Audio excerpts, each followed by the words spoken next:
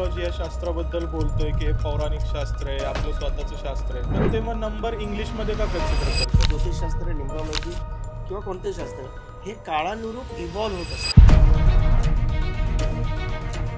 तर मग ज्यावेळेस आपण बिझनेसचं नाव डिसाईड करतो तर त्याला पण नेम न्यूमरोलॉजीची कन्सेप्ट लागू होते का? डेफिनेटली होते आणि याचा खूप सढळ पुरावा आहे. काही डाऊट्स असतील की मी या नंबरचा पार्टनर बघू का नको? तुमचा मूलांक भाग्यांक 2, 4, 8 असेल. आपल्या पूर्वकर्मांनीच नंबर मिळत असतात. तर ज्यावेळेस तुम्ही एखाद्या वास्तूमध्ये वास्तुशास्त्र बघायला जाता त्यांचं, त्यावेळेस तुम्ही एंजल नंबरनुसार त्या गोष्टी ठरवता का? हो, एंजल नंबर हा तत्वांचा आहे आणि वास्तू एलिमेंट्सवर बेस्ड सायन्स. मर्सिडीज किंवा BMW कोणते ब्रँड असतील हे जबरदस्त पिढ्यानपिढ्या चालणारे ब्रँड म्हणून ओळखले जातात. मग त्यांच्या सक्सेसचा मूलमंत्र काय? विनाशकाले विपरीत बुद्धी. पांडव स्वतः स्वरशास्त्र फॉलो करायचे. का? 5 नंबरवर जगातले सर्वाधिक ब्रँड आहेत. स्वतः अमेरिका स्वतःला USA का म्हणते? तुम्ही USA ची टोटल करा. शनीसाठी पर्याय सांगत होते की तुम्ही मदिरा प्राशन करावी. काही असे काही चुकीचे समाज मेसेज समाजात कृपया पसरवू नये. तुमचं फील्ड टेक्नॉलॉजीचं नाहीये, ज्योतिषशास्त्र. नाही, तुम्ही ब्लू कलरचं रिस्टवॉच घातलंय. तुम्ही माझ्याकडूनच सुरुवात हा, करा. आता तुमच्यावरतीच प्रश्न आहे. सगळं अचल आहे. फक्त ह्याच्यात टिक आहे. 2025 असं जाईल, पुरुषांना तसं जाईल, असं ज्योतिषशास्त्र नाहीये.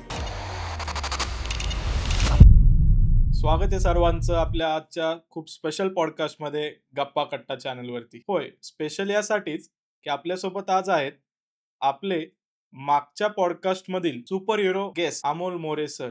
होय, अमोल मोरे सर यांचा आपण न्यूमरोलॉजीचा पॉडकास्ट 6 डिसेंबर रोजी रिलीज केला आणि अवघ्या 30 दिवसात एक्झॅक्ट 6 तारखेलाच आपण 1 मिलियनच्या पुढे आकडा क्रॉस केला व्ह्यूज मध्ये. आणि आज आपल्या त्या हिरो गेस्ट सोबत आपण मागच्या पॉडकास्ट मधील काही तुमच्या प्रश्नांची उत्तरे तर देणारच आहोत, पण पुढे अजून तुमच्या आयुष्यातील संपत्ती, तुमचं आरोग्य, तुमच्या आयुष्यातील तुमचे रिलेशनशिपचे प्रश्न असतील, करिअरचे प्रश्न असतील, सगळ्या गोष्टींची उत्तरे देणार आहोत. चला तर मग वही पेन घेऊन सुरुवात करूया आपल्या आजच्या पॉडकास्टला अमोल मोरे गुरुजींसोबत. गुरुजी, स्वागत आहे तुमचं आजच्या पॉडकास्ट मध्ये. नमस्कार, धन्यवाद. तर गुरुजी, आपण बघितलं मागच्या पॉडकास्ट मध्ये आपल्याला उदंड प्रतिसाद दिला आपल्या प्रेक्षकांनी. आपल्याला अवघ्या 30 दिवसांमध्ये 1 मिलियन व्ह्यूज गेले त्या पॉडकास्टला आणि भरपूरशा लोकांच्या कमेंट्स आल्या, रिस्पॉन्स आला की आमचे हे प्रश्न आहेत तर तुम्ही पुढच्या पॉडकास्ट मध्ये कव्हर करा. तर त्यांच्या प्रतिसादामुळे आज आपण नवीन एपिसोड घेऊन आलोय. बरोबर. आज आपण काय करू की पहिले लोकांच्या प्रश्नांवरती चर्चा करूया. तर बऱ्याचशा लोकांनी हा प्रश्न विचारला गुरुजी मला की आपण न्यूमरोलॉजी या शास्त्राबद्दल बोलतोय की हे पौराणिक शास्त्र आहे, आपलं स्वतःचं शास्त्र आहे, पण ते मग नंबर इंग्लिशमध्ये का कन्सिडर करतोय आपण? सर्वप्रथम मला पुन्हा बोलवल्याबद्दल आभार आणि सर्व जेवढे लोकांनी प्रेम दिलंय आणि इतका जबरदस्त यशस्वी करून दाखवला आपल्या ह्या प्रयत्नाला, त्या सर्व लोकांना मी मनापासून त्यांचा आभारी आहे, ऋणी आहे. आणि जर तुम्ही एवढं प्रेम देत असाल तर मलाही अजून नॉलेज द्यायला खूप आवडेल. आणि नक्कीच तुम्ही असे काहीही प्रश्न विचारू शकता, ज्याचं उत्तर मला माहीत असेल तर मी नक्की देईल. कारण मी सुद्धा एक या शास्त्राचा अभ्यासक आहे. ही शास्त्र अथांग आहेत, अति डीप आहेत. ह्याचं पूर्ण ज्ञान असणं शक्य नाही कोणाला. पण जेवढा माझा 26 वर्षाचा अभ्यास आहे, त्याप्रमाणे मी सांगू शकतो, की प्रत्येक शास्त्र कोणतंही असो, ज्योतिषशास्त्र, न्यूमरोलॉजी किंवा कोणतेही शास्त्र, हे काळानुरूप इव्हॉल्व्ह होत असतात. इव्हॉल्व्ह म्हणजे काय? आता आपण आज मोबाईल वापरतो. पण आपण पूर्वी मोबाईल 20 वर्षापूर्वी वापरत नव्हतो. बरोबर. 20 वर्षापूर्वी रेअरली एखाद्या व्यक्तीकडे मोबाईल असायचा आणि त्याच्या आधी लँडलाईन होत्या. मग त्याच्यापूर्वी लँडलाईन पण नव्हत्या. मग आता ज्यावेळेस आपण लाईफला जी अडॅप्टिव्हिटी देतो आणि आपल्या आयुष्यात जे बदल करतो आणि ते लाईफस्टाईलमध्ये आणतो, त्यानुसार त्या शास्त्राला सुद्धा त्या प्रवाहात आणावं लागतं. आपण म्हणू पुराणातली वांगी पुराणात ठेवा, तर मग त्या शास्त्रांचा उपयोग कसा करायचा? आता ह्याचं मी आपल्याच प्रश्नाचं उत्तर देतो ह्या माध्यमातून, की ज्याप्रमाणे उदाहरण मी देईल ज्योतिषशास्त्राचं. ज्योतिषशास्त्रामध्ये पूर्वी रवी या ग्रहावरून कोण व्यक्ती राजकारणामध्ये यशस्वी व्हायला पाहिलं जायचं. कारण रवी म्हणजे राजा. आपण मागच्या वेळी बघितलं ना, एक म्हणजे सूर्य. हो, हो, बरोबर. लक्षात आहे ना सगळ्यांच्या? हो, हो. हां, नाहीतर परत जाऊन बघा. कारण आपल्याला ते सगळं खूप मेहनतीने एक पाया बनवलेला. आपण त्या बेसवर आता पुढच्या चर्चा करणार आहे. ते तुम्हाला माहिती हवं हवं तर मी परत समराईज करेन एकदा. हो, नक्कीच. ज्यांनी आमचा मागचा पॉडकास्ट बघितला नसेल, 1 ते 9 नंबर्स बद्दल आम्ही त्यात खूप डिटेलमध्ये चर्चा केली आहे. मी त्याची लिंक डिस्क्रिप्शनमध्ये तर टाकतोच आहे. आय बटनला पण लिंक करतोय. नक्की जाऊन ते एकदा बघा. म्हणजे तुम्हाला आजच्या चर्चेमध्ये काय चाललंय ते समजायला सोपं होईल. तर मी तेच सांगत होतो, की जसं पूर्वी राजकारणामध्ये रवी हा ग्रह जर पॉवरफुल असेल, त्याच्या अनुरूप जर तुमची महादशा किंवा अंतर्दशा आली असेल, तर तुम्हाला राजकारणात ज्योतिषी सांगायचे, की यश मिळेल. आता राहूवरून बघावं लागतं. आता हे स्थित्यंतर का झालं? हा नियम कुठून आला? सोपी गोष्ट आहे. पूर्वी काळचे जे राजकारणी होते, त्यांचा किंवा राजा लोक होते, त्यांचा स्वभाव, त्यांची पद्धत, त्यांचं एक पक्ष धोरण हे फार कट्टर असायचं. म्हणजे मला हं. आठवतं माझ्या आजोबांच्या काळात ते लाल बावटा असा काहीतरी पक्ष होता, काँग्रेस होता आणि असे काही पक्ष होते. पण ते आजन्म त्याच पक्षात राहायचे. ओके. आणि रवी म्हणजे तत्व. हं. तत्वाशी तडजोड नाही. म्हणून रवी ग्रहावरून पाहावं लागायचं, की तो राजकारणात यशस्वी होईल की नाही? अच्छा. हां, किंवा त्याच्याकडे लीडरशिप क्वालिटी असतील की नाही. आज म्हणजे मी कोणी कमेंट करण्यासाठी मोठा व्यक्ती नाही. परंतु आपण बघतो आज कसं की एका पक्षातून निवडून येतात, दुसरीकडे हं. जाणे. हा जे प्रकार होतात त्यासाठी राहू लागतो. हे मी फक्त शास्त्राच्या उद्देशाने सांगतो. मला कोणाला चूक बरोबर म्हणण्याचा अधिकार नाही. पण जर माणूस एका तत्वामध्ये तडजोड करत असेल, तर तो राहू आहे. कारण राहू म्हणजे काय? परजातीय, परप्रांतीय, परकीय म्हणजे परपक्षात प्रवेश म्हणजेच राहू. सो आता त्याला महत्त्व आलेलं कुठेतरी मला माझे नागरिक म्हणून मला दिसतं. मग अशाच रीतीने न्यूमरोलॉजी ज्यावेळेस वैदिक काळामध्ये होतं, ते वैदिक संस्कृतमध्ये होतं. आता वैदिक संस्कृत हा काय प्रकार आहे? तुम्हाला माहितीसाठी सांगतो. माझं भाग्य म्हणता येईल किंवा ईश्वराची कृपा आहे, की मला 1997 साली यजुर्वेद शाखेची संथा घेता आली. संथा म्हणजे काय? आपण जे संस्कृत ऐकतो अ, किंवा शिकतो, की अस्ती किंवा मातृ किंवा भ्रातृ, तर ते जे संस्कृत होतं ते वेदांमधलं नाहीये. वेदांची भाषा अजून वेगळी आहे. ओके. हां, तर ती भाषा आधी ते संस्कृत शिकावं लागतं. त्याचे उच्चार वेगळे आहेत. त्याची लँग्वेज पूर्णपणे वेगळी आहे आणि त्याच्यानंतर मग हे संस्कृतमध्ये वैदिकमधून संस्कृतमध्ये आलं. संस्कृतमधून जसं पुढे जाऊन बघा इंग्रजी ही एक मोस्ट अडॅप्टिव्ह लँग्वेज आहे. आज जगभरामध्ये तुम्ही जर फ्रान्समध्ये गेलात, हं. फ्रेंच प्रत्येकाला येत नाही, पण इंग्लिशमध्ये कम्युनिकेट करू शकता. बरोबर. चायनाला गेलात, चायनीज भाषा येत नाही, पण इंग्लिशमध्ये कम्युनिकेट करू शकता. बरोबर? तर इंग्लिश भाषा ही संपूर्ण वर्ल्डने अडॅप्ट स्वीकारलेली केलेली भाषा आहे. आहे. हां. आणि दुसरी गोष्ट, इथे मला एक खूप महत्त्वाचा मुद्दा सांगावासा वाटेल, जे दुर्दैवाने सत्य आहे, की बघा आपल्याकडे 2 गोष्टी होत्या. बघा मागच्या पॉडकास्टमध्ये काय सांगितलं, 3 म्हणजे धर्म, हं. धर्मगुरूचा अंक. 7 म्हणजे केतू, ऑकल्ट सायन्सचा नंबर आहे. आपल्याकडे दोन्ही होते. पण आपण काळाच्या ओघात जेव्हा आपण गेली 1000 वर्ष पारतंत्र्यात होतो, आपण जपलं काय? आपण धर्म जपला आणि आपल्या शास्त्रांचा युरोपमध्ये अभ्यास होत राहिला. फॉर एक्झाम्पल जसा विल्यम वॉर्नर नावाचा माणूस 1800च्या शतकामध्ये भारतात आला. नव्हे तो महाराष्ट्रात आला आणि महाराष्ट्रात येऊन त्या विल्यम वॉर्नरने असे गुरु शोधले ज्यांना ज्योतिष आणि न्यूमरोलॉजी येत होतं. त्यांच्याकडे राहून त्यांची सेवा करून त्या काळात लाईट नव्हती, दळणवळणाची साधनं नव्हती, तरी एवढी चिकाटी ठेवून त्या व्यक्तीने शिकून घेतली ही शास्त्र. परत स्वतःच्या देशात गेला. तो आयर्लंडमधून आला होता. आयर्लंडमध्ये तो परत गेला. तिथे जाऊन त्याने प्रचंड याची पुस्तकं लिहिली. त्याला इंग्रजीत कन्व्हर्ट केलं. त्याचा सगळ्यात मोठा हात या व्यक्तीला जातो आणि स्वतःचं नाव बदलून ठेवलं किरो. म्हणजे आत्ता जे आपण किरोची किरो न्यूमरोलॉजी. ज्योतिषी बघतो, किरो हो. न्यूमरॉलॉजी बघतो, किरोची भाकितं आहेत, है ना? आता मग मी परत माझ्या ह्या मुद्द्यावर येतो, की भारतामध्ये धर्म आणि शास्त्र दोन्ही होते. आणि जेव्हा गुरुगृही शिकायला जायचे, हं, हं. राजपुत्र शिकायला जायचे आणि त्यांना शिकवणारे अ, ब्राह्मण गुरु म्हणजे ऋषीमुनी आणि शिकणारे क्षत्रिय असा तो समाजाचा सुंदर बॅलन्स होता आणि अतिशय सुंदर रीतीने राज्यकारभार चालायचा, पिढ्यानपिढ्या चालायचा. आता त्यामध्ये काय शिकवलं जायचं? धर्माचं शिक्षण होतं आणि शास्त्रांचंही शिक्षण होतं. राइट. शास्त्रांमध्ये युद्धकला पण होत्या आणि आपले ऑकल्ट सायन्स पण होते. आणि मला असं वाटतं, की बघा आपल्याला महाभारत कुठून माहिती आहे किंवा रामायण कुठून माहिती आहे, की बी.आर. चोप्रानी बनवलं. त्याच्यानंतर अजून कोणीतरी स्टारवर बनवलं किंवा आपण त्याच्यावरती काहीतरी क्लिप्स बघतो. एवढंच महाभारत आपल्याला माहिती आहे. पण आपण खरंच किती लोकांनी महाभारत ग्रंथ वाचलाय? हं. तुम्ही महाभारत ग्रंथाचा स्वतः का नाही अभ्यास करत? तुम्हाला कळेल, की पांडव स्वतः स्वरशास्त्र फॉलो करायचे. सगळे ऋषीमुनी स्वरशास्त्र फॉलो करायचे. स्वरशास्त्र म्हणजे काही कठीण नाहीये. मी इतका सोपा उपाय तुम्हाला आत्ता लगेच एक देतो मध्ये आणि परत पुढे जाऊया. आपल्या दोन्ही नाकातून एका वेळी स्वर वाहत नसतो. कोणत्यातरी एका नाकातून जास्त वाहतो, एकातून कमी वाहतो. तो आपल्याला चेक करता येतं. आता माझ्या उजव्यामधून जास्त स्वर चालू आहे. ज्यावेळेस सकाळी आपण उठतो, सकाळी उठताना जो स्वर चालू असेल, तो पाय आधी जमिनीला स्पर्श करून दिवस चालू करा. कारण इकडे तुमचा प्राण आहे. ते शास्त्र खूप डीप आहे त्याच्यावर बोलता येईल. पण इकडे तुमचा प्राण आहे. जिकडे प्राण आहे, जिथे जीव आहे तुमचा. तर पूर्वी काळी आजी म्हणायची बाहेर जाताना, "बाळा चाललाय जीवाला जपून राहा. जीवाला जप बरं का, प्रवासाला चाललायस तू." जीवाला जप म्हणजे काय?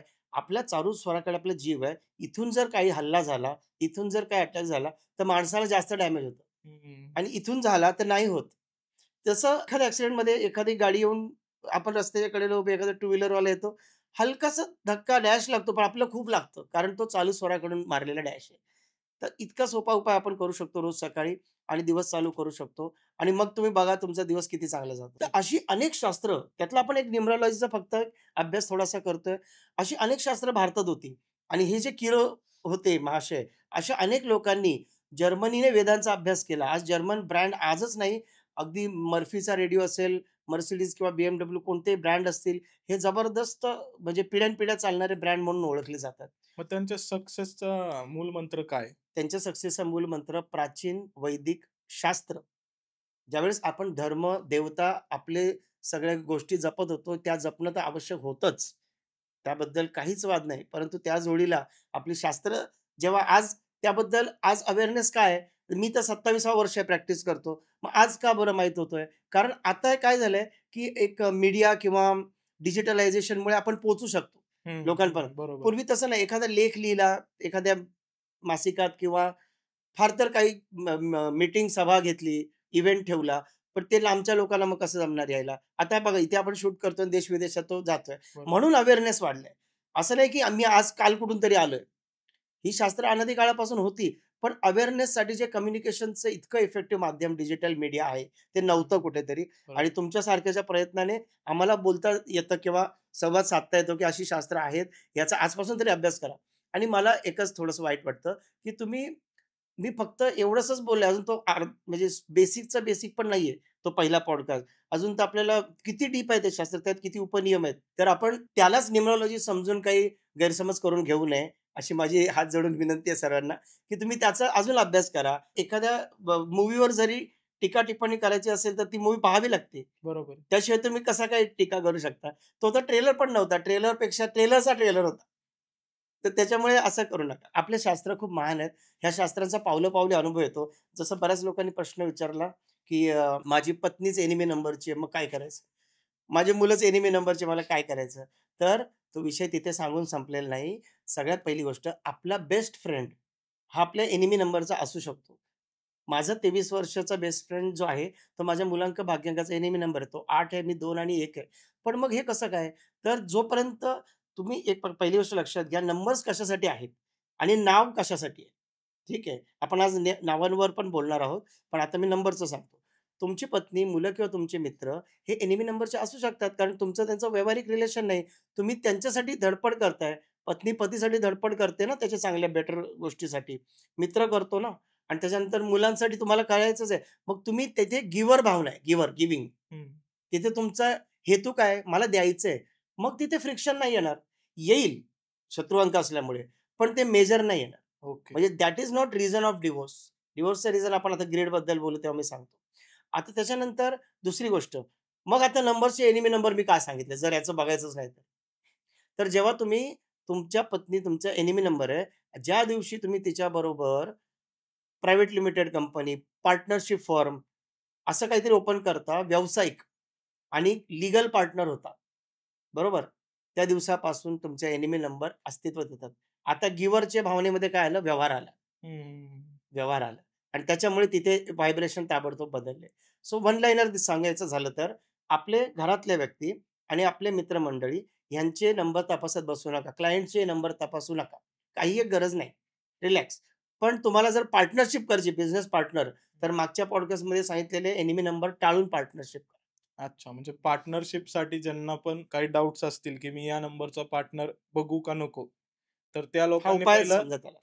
पहिला पॉडकास्ट बघितला पाहिजे म्हणजे त्यांना कळेल, की कोणता नंबर त्यांचा एनिमी नंबर आहे.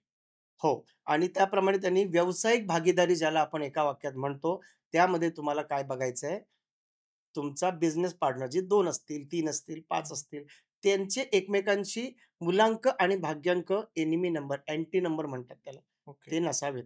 ठीक आहे. मग पर्सनल रिलेशनमध्ये प्रॉब्लेम कसा होतो? तर पर्सनल रिलेशनशिपमध्ये नेम न्यूमरॉलॉजी काम करते. नेम न्यूमरॉलॉजी म्हणजे काय आहे? तर आपल्या प्रत्येक अल्फाबेटला मागच्या पॉडकास्टमध्ये मी सांगितलं. आता पण सांगतो. तुम्ही पाहिजे तो चार्ट लोकांना हां, म्हणजे स्क्रीनवर किंवा थोडंसं आम्हाला डिस्क्रायबिंग फॉर्ममध्ये तुम्ही सांगितलं एकदा परत प्रेक्षकांना क्विकली, तर ते त्यांना पटकन रिवाईज होऊन जाईल. ठीक आहे, हरकत नाही. बघा, आपलं जे काही नाव असतं ना, त्या त्या नावाचे व्हायब्रेशन कसे बघतात. अंकाचे कळणं एक वेळ सोपं आहे. की 20 जानेवारी 1978 मूलांक आहे 2, टोटल केली 28/1. पण नेम कसं आहे, की AIJQY हे अल्फाबेट जिथे असेल तुमच्या नावात, तिथे 1 अंक. BKR म्हणजे 2 अंक. ठीक आहे. CGLS म्हणजे 3.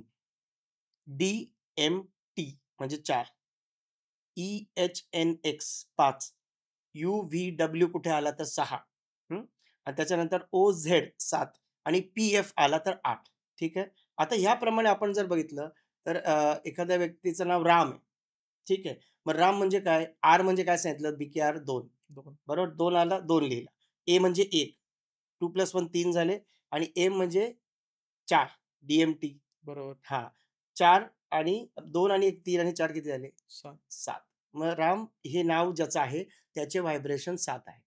हे इथपर्यंत जर कळलं तर मग पुढे आपल्याला समजायला सोपं पडतं. म्हणजे हा बेसिक पाया झाला रेडी त्याच्यासाठीचा. बेसिक पाय झाला. आता ह्याच्यामध्ये असं असतं, की आपण जे बघतो ना बरेच फिल्म स्टार नेम करेक्शन करतात. हो. राजकुमार यादव होते, राजकुमार राव झाले. त्याच्यानंतर अक्षय भाटिया नाव होतं, हे 9 वर होतं आणि अक्षय कुमार यांची डेट ऑफ बर्थ जी आहे, त्यांचा मूलांक आहे 9. 9 सप्टेंबरचा त्यांचा जन्म आहे आणि त्यांचा भाग्यांक आहे तो 5. सो 9 अँड 5 कॉम्बिनेशन आणि नाव जात होतं 9 वर. 9 आणि 9 एकमेकांचे शत्रू अंक. मागच्या पॉडकास्टमध्ये काय सांगितलं? 2 सेनापती कसे चालतील एका राजाला? एका राज्याला 1 सेनापती असतो आणि बाकी त्याचे मग अंडर ऑफिसर असतात ना. बरोबर. तर मग 9 सेनापतीचा नंबर आहे. 2 असूच शकत नाही. 2 कमांड्स कशा घेणार सैनिक लढताना? कन्फ्यूज होणार. सो बघा न्यूमरोलॉजिस्टने मग काय केलं, की त्याच्यात त्यांनी त्यांना अक्षय कुमार हे नाव ठेवा. जसं आपले दिलीप कुमार यांनी चेंज केलेलं आहे. त्यानंतर अंशुमन ए खुराना असं कशाला सगळ्यात लेटेस्ट उदाहरण द्यायचं झालं तर गौतम अडानी यांना बघा थोडासा प्रॉब्लेम झाला होता. तुम्ही जर 2 वर्षापूर्वीच्या न्यूज बघितल्या तर आणि त्याच्यानंतर त्यांनी आपलं आता कोणत्याही स्पीचमध्ये नाव, "मी गौतम शांतीलाल अडानी बोलतोय," अशा रीतीने ते म्हणतात आणि ते 3 वर जातं. तुम्ही टोटल करून बघा. ओके. सो 3 हे एक सात्विक व्हायब्रेशन आहे. सो डेफिनेटली मग त्यामुळे त्या त्या प्रकारची एक भावना जसं ज्या नंबरवर आपलं नाव असतं ना, परत तसे स्वभाव असतात. जे मी मागच्या वेळी सांगितले ते स्वभाव असतात. ठीक आहे ना. त्याप्रमाणे आपले मन आणि भावना असतात. तर त्याप्रमाणे अजून महत्त्वाचं काय असतं, तर नावाच्या मध्ये आपल्याला 2 अंक मिळतात. परत मुलांक भाग्यांकासारखे. समजा आता मी राम म्हटलं, तर रामचा नंबर आला 7. हां, तर राम याचं आडनाव जर मोरे असेल, तर MOREचे परत अल्फाबेटची टोटल केली तर येते काय? 9. 9. 7 आणि 9 किती झाले? 7 आणि 9 15. 16. 16 सॉरी. हां. 16 म्हणजेच परत 6 आणि 1 7 हे हं. एकांकाचं शास्त्र आहे. नेहमी लक्षात ठेवायचं. मग इथे मूलांक झाला 7 आणि इथला भाग्यांक झाला परत 7. 7. आता इथे पण मुलांक भाग्यांक मिळाले. हं. ते तुम्ही बिझनेस पार्टनरशिपमध्ये पहा. हे त्या प्रश्नाचं उत्तर. अच्छा. म्हणजे बिझनेस पार्टनर कसं बघायचं त्याला एवढी मोठी थिअरी आहे. जर हां, हां. सक्सेसफुल व्हायचं असेल तर. छोटी आहे, फार मोठी नाही. शास्त्र फार डीप आहे. ही छोटंच आहे काम त्याचं आणि सोपं आहे. तुम्ही पहिल्यांदा ऐकत असाल तर थोडं कठीण वाटेल. अतिशय सिंपल आहे. एक एक फॉर्म्युला आहे. तो घ्या आणि काम करा. सो गुरुजी आता तुम्ही जसं बोलला नेम न्यूमरोलॉजी हे एक शास्त्र आहे आणि त्यानुसार तुम्ही आपल्या नावाबद्दल सांगितलं, की नावानुसार कशी टोटल ठरते वगैरे. तर मग ज्यावेळेस आपण बिझनेसचं नाव डिसाईड करतो, तर त्याला पण नेम न्यूमरोलॉजीची कन्सेप्ट लागू होते का? डेफिनेटली होते आणि याचा खूप सढळ पुरावा आहे. मी सांगतो म्हणून अजिबात ऐकायची गरज नाही. मला कोणतीही गोष्ट बिना लॉजिक सांगायला कधीच आवडत नाही. मी त्याच्या मागचा बेस किंवा सायन्स माहिती असेल तरच उपाय देतो. उगाच 5 शनिवार इकडे जा, हे ठेवून या, असे कसे उपाय, असे जनरल रेमेडीज काम नाही करत. तुम्हाला तुमचे उपाय माहीत पाहिजे. मी काय करणं गरजेचं आहे? माझ्या स्वतःबद्दलचा माझा अभ्यास काय आहे? हं, किंवा हं. मग एखाद्या तज्ञाकडे जा. तुम्हाला रिटर्न फाईल करता येत नाही तर सीएकडे जा. त्याकडून करून घ्या. प्रत्येकाला आयुष्यात तुम्ही कोणत्याही तारखेचे असा, आयुष्यात एकदा न्यूमरोलॉजी रिपोर्ट हा करावाच लागतो. कारण त्याशिवाय तुम्ही स्वतःच आता काल काहीतरी माहीत पडलं आणि आज आपण त्याच्यावर एक्सपेरिमेंट करायला जाऊ, तर ते सोपं नाही ना. हं, हं. एखादी व्यक्ती फार तर YouTube बघून एखादी डिश बनवेल, पण शेफ नाही ना बनू शकत. बरोबर आहे. आणि जर आपण काही आरोग्याचे 5 व्हिडिओ बघितले, म्हणून तुम्ही उद्या क्लिनिक नाही टाकू शकत. अगदीच. तसंच ह्या शास्त्राचं ज्याने भरपूर अभ्यास जेवढा आहे, केस स्टडीज आहेत त्याच्याकडे, त्या व्यक्तीकडे जाऊन तुमचं करेक्शन करून घ्या. सोपं आहे ना आणि एकदाच करायचे आहेत. हे ज्योतिषशास्त्रासारखं नाही, की तुम्हाला दरवर्षी जावं लागेल, दशा बदलल्यावर जावं लागेल. हां, तर मी सांगतोय तुम्हाला, की ह्याचा सरळ पुरावा आहे. असा पुरावा आहे, की मी ज्यावेळेस सांगितलं, की आपण जेव्हा गेली 1000 वर्ष आपला धर्म जपतोय, तोपर्यंत आपली शास्त्र कोणतरी दुसरा जतन करून वाढवतोय. म्हणून 300-400 वर्षापूर्वीचे घड्याळाचे ब्रँड, रॅडो असेल किंवा कोणता असेल, त्याच्यानंतर आता गेल्या 100-150 वर्षातले तर विशेषतः जेवढे Reebok, Puma पासून ते तुम्हाला कोणतंही नाव घ्या तुम्ही, Coca-Cola असेल, आत्ताचं Sprite असेल, हे सगळे 1, 5 आणि 6 वर आहेत. अरे आणि वाह! हां, आणि मी मागच्या पॉडकास्टमध्ये सांगितलेलं ते रिपीट करतो. तुमचा नावाचा अंक, तुमचा मुलांक भाग्यांक 2, 4, 8 असेल, तर ते इतरांपेक्षा तुम्हाला थोडा तरी स्ट्रगलिंग हे देतील आणि हे आपल्या पूर्वकर्मांनीच नंबर मिळत असतात. कोणाला आपण दोष नाही देऊ शकत त्याच्याबद्दल. आणि जर 1, 5 आणि 6 वरती जर तुमचा मुलांक किंवा भाग्यांक किंवा तुमचं नाव किंवा नेम विथ सरनेम आलं, तर तुम्ही हे तुमचे प्रोग्रेसिव्ह नंबरवर गेले. म्हणजे तुम्हाला लोकं भेटतील, ते मदत करतील, तुम्हाला संधी येतील आयुष्यामध्ये. त्या संधीचं तुम्ही तुम्ही सोनं केलं तर पुढे जाल. ठीक आहे ना. मग असा त्याचा अर्थ होतो. आणि मग 1, 5, 6 जर प्रोग्रेसिव्ह नंबर आहेत, तर आपण एखादी कंपनी चालू करताना इफेक्टिव्हली त्या नंबरवर का नाही जाऊ शकत? आणि म्हणून तर आज आज बघा 2-4-8 स्ट्रगलिंग आहे. मॅगी नाव कशावर? मॅगी तुम्ही टोटल करा 2 वर आहे. मग तरी कशी चालते? तर ते स्ट्रगलिंग नंबर आहे. मग घराघरात मॅगी आहे. हां. कारण त्यांनी जेव्हा नेस्ले कंपनीने भारतात बिझनेस स्टार्ट केला, त्या कंपनीचं नाव ठेवलं नेस्ले इंडिया लिमिटेड. आता टोटल करा 5 वर आहे. अच्छा. म्हणजे कंपनीचं नाव मॅटर करतं येस. प्रॉडक्टपेक्षा. याचा अर्थ असा होतो either company name or product name or त्याला अलॉट केलेले ऑफिस नंबर, अकाउंट नंबर, हं. मोबाईल नंबर्स, एवढंच नव्हे त्याचे कलर्स, हे सगळ्यातून एक फॉर्मेशन होत असतं. एक कंपनी उभी राहत असते. ज्याप्रमाणे आपण बघतो, की प्रसिद्ध लोकं आपली नावामध्ये अल्फाबेटचा चेंज करतात किंवा नावामध्ये बदल करतात. पण ते मी का सांगितलं स्वतः करू नये? कारण त्याच्या जोडीला ते अजून बरेच उपाय करत असतात. ते हं. त्यांचा ईमेल आयडी बॅलन्स करून घेतात. ते त्यांची कुठली सही घरी करायची त्यांना माहीत असते. ते त्यांच्या वैदिक रेमेडीज करत असतात. ते ब्रेसलेट्स घालत असतात त्यांच्या आयुष्यामध्ये. आणि पण ते आपल्याला त्यांच्या त्या लाईफबद्दल माहिती नसतं. बरोबर की नाही? आणि बरोबर. आपल्याला एवढंच दिसतं, की त्याने नावात बदल केला आणि तो सक्सेसफुल झाला. इतकं उथळ कुठलं शास्त्र मी म्हणतो असत नाही. त्याला खूप अभ्यास पाहिजे. एखादा व्यक्ती म्हणेल मेष राशीला 2025 असं जाईल, वृषभला तसं जाईल, असं ज्योतिषशास्त्र नाहीये. तुमच्या कुंडलीमध्ये कुठली महादशा आणि अंतर्दशा चालू आहे, त्याप्रमाणेच तुम्हाला वर्ष जाईल. तसंच तुम्हाला जे नंबर मिळालेत, आता ते तर चेंज नाही करू शकत. बरोबर. तुम्ही तुमची डेट ऑफ बर्थ जाऊन चेंज नाही करू शकत. तुम्हाला जे अंक नाही मिळालेत, मिसिंग आहेत. माझ्याकडे 3 मिसिंग आहे, 4 मिसिंग आहे. माझ्याकडे 6 मिसिंग आहे. माझ्याकडे 5 मिसिंग आहे. 20 जानेवारी 1978 मध्ये.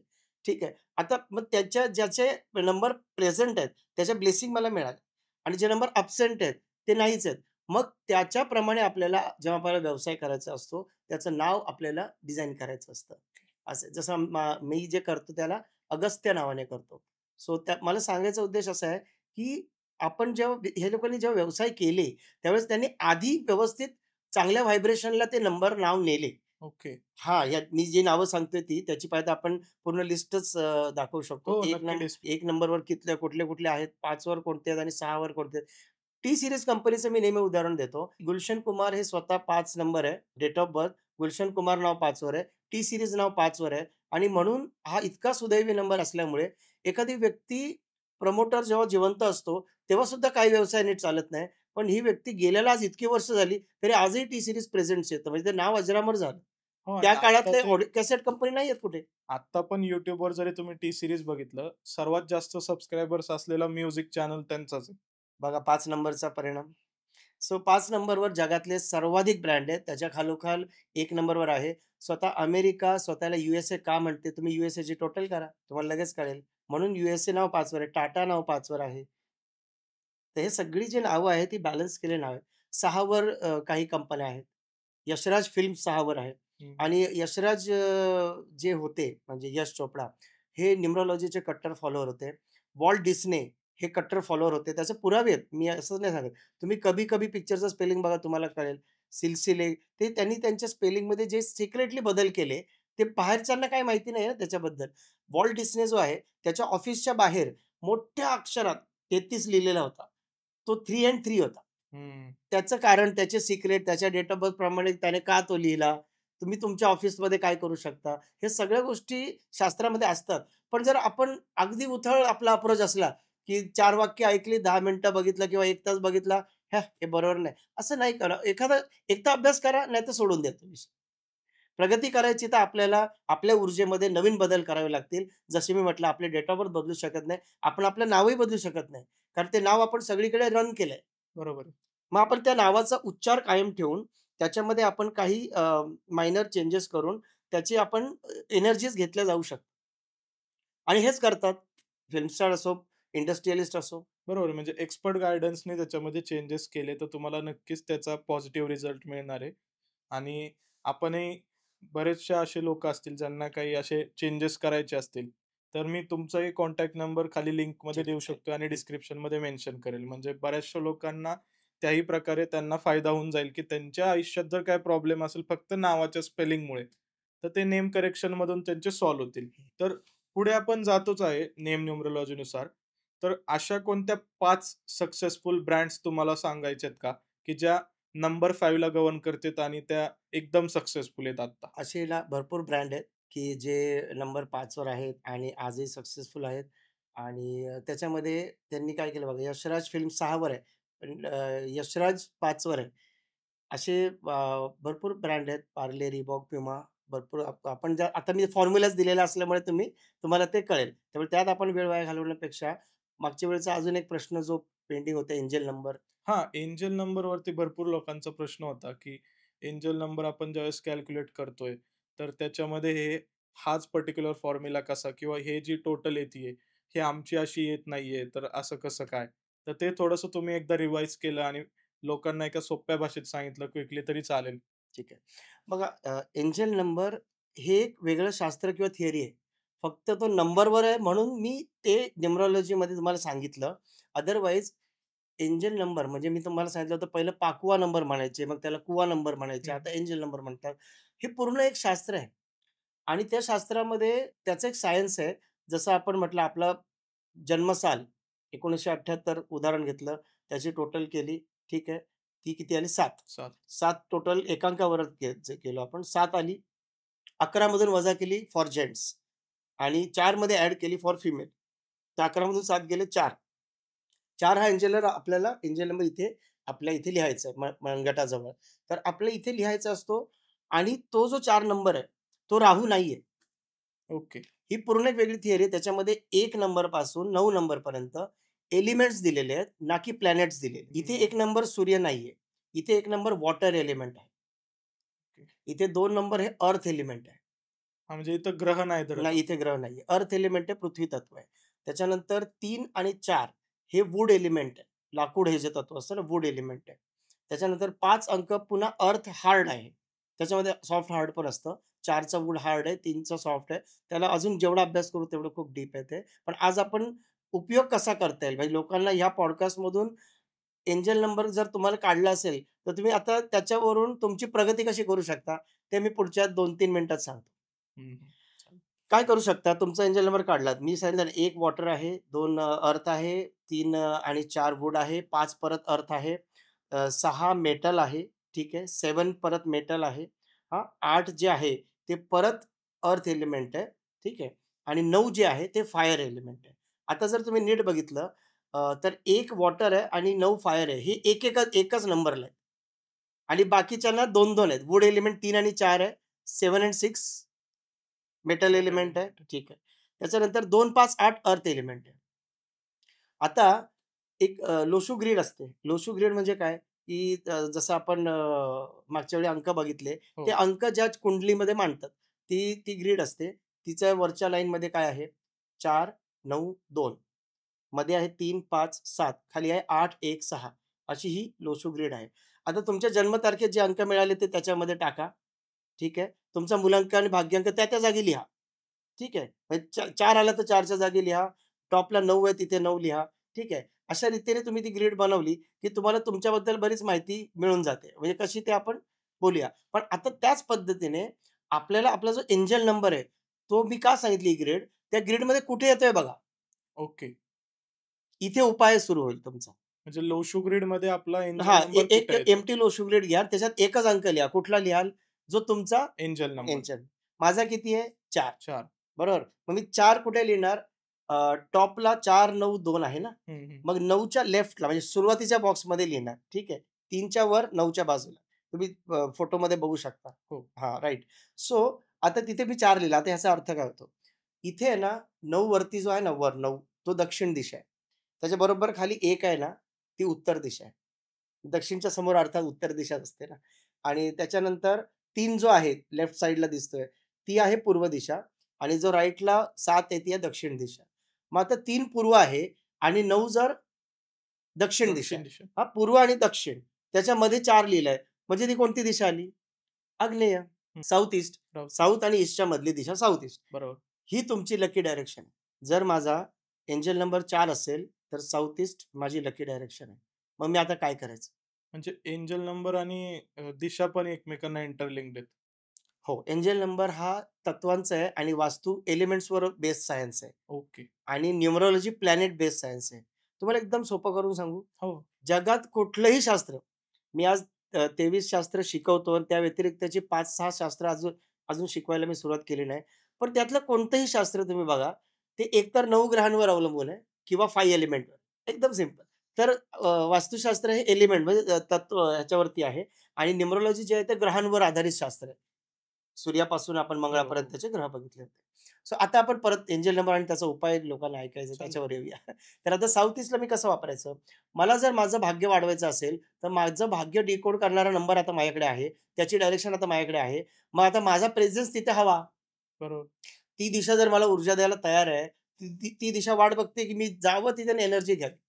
सो सिंपल तुमच्या घरी, तुमच्या ऑफिसमध्ये, तुमच्या एंजल नंबरप्रमाणे जी दिशा येईल, त्या दिशेमध्ये जाऊन तुम्ही तुमचे महत्त्वाचे फोन कॉल्स करा. त्या दिशेमध्ये जाऊन बसून तुम्ही तुमचा मोबाईल चार्जिंग करा. जो ओके. व्यक्ती आपल्या एंजल नंबरच्या डायरेक्शनला मोबाईल चार्जिंग करतो, त्या व्यक्तीचं भाग्य लवकर का समृद्ध होतं? ही कसली रेमेडी? आहे ना? असं वाटेल ना आपल्याला. मोबाईल चार्जिंग ही काय रेमेडी झाली? पण आता परत अडॉप्शनचा विषय आला.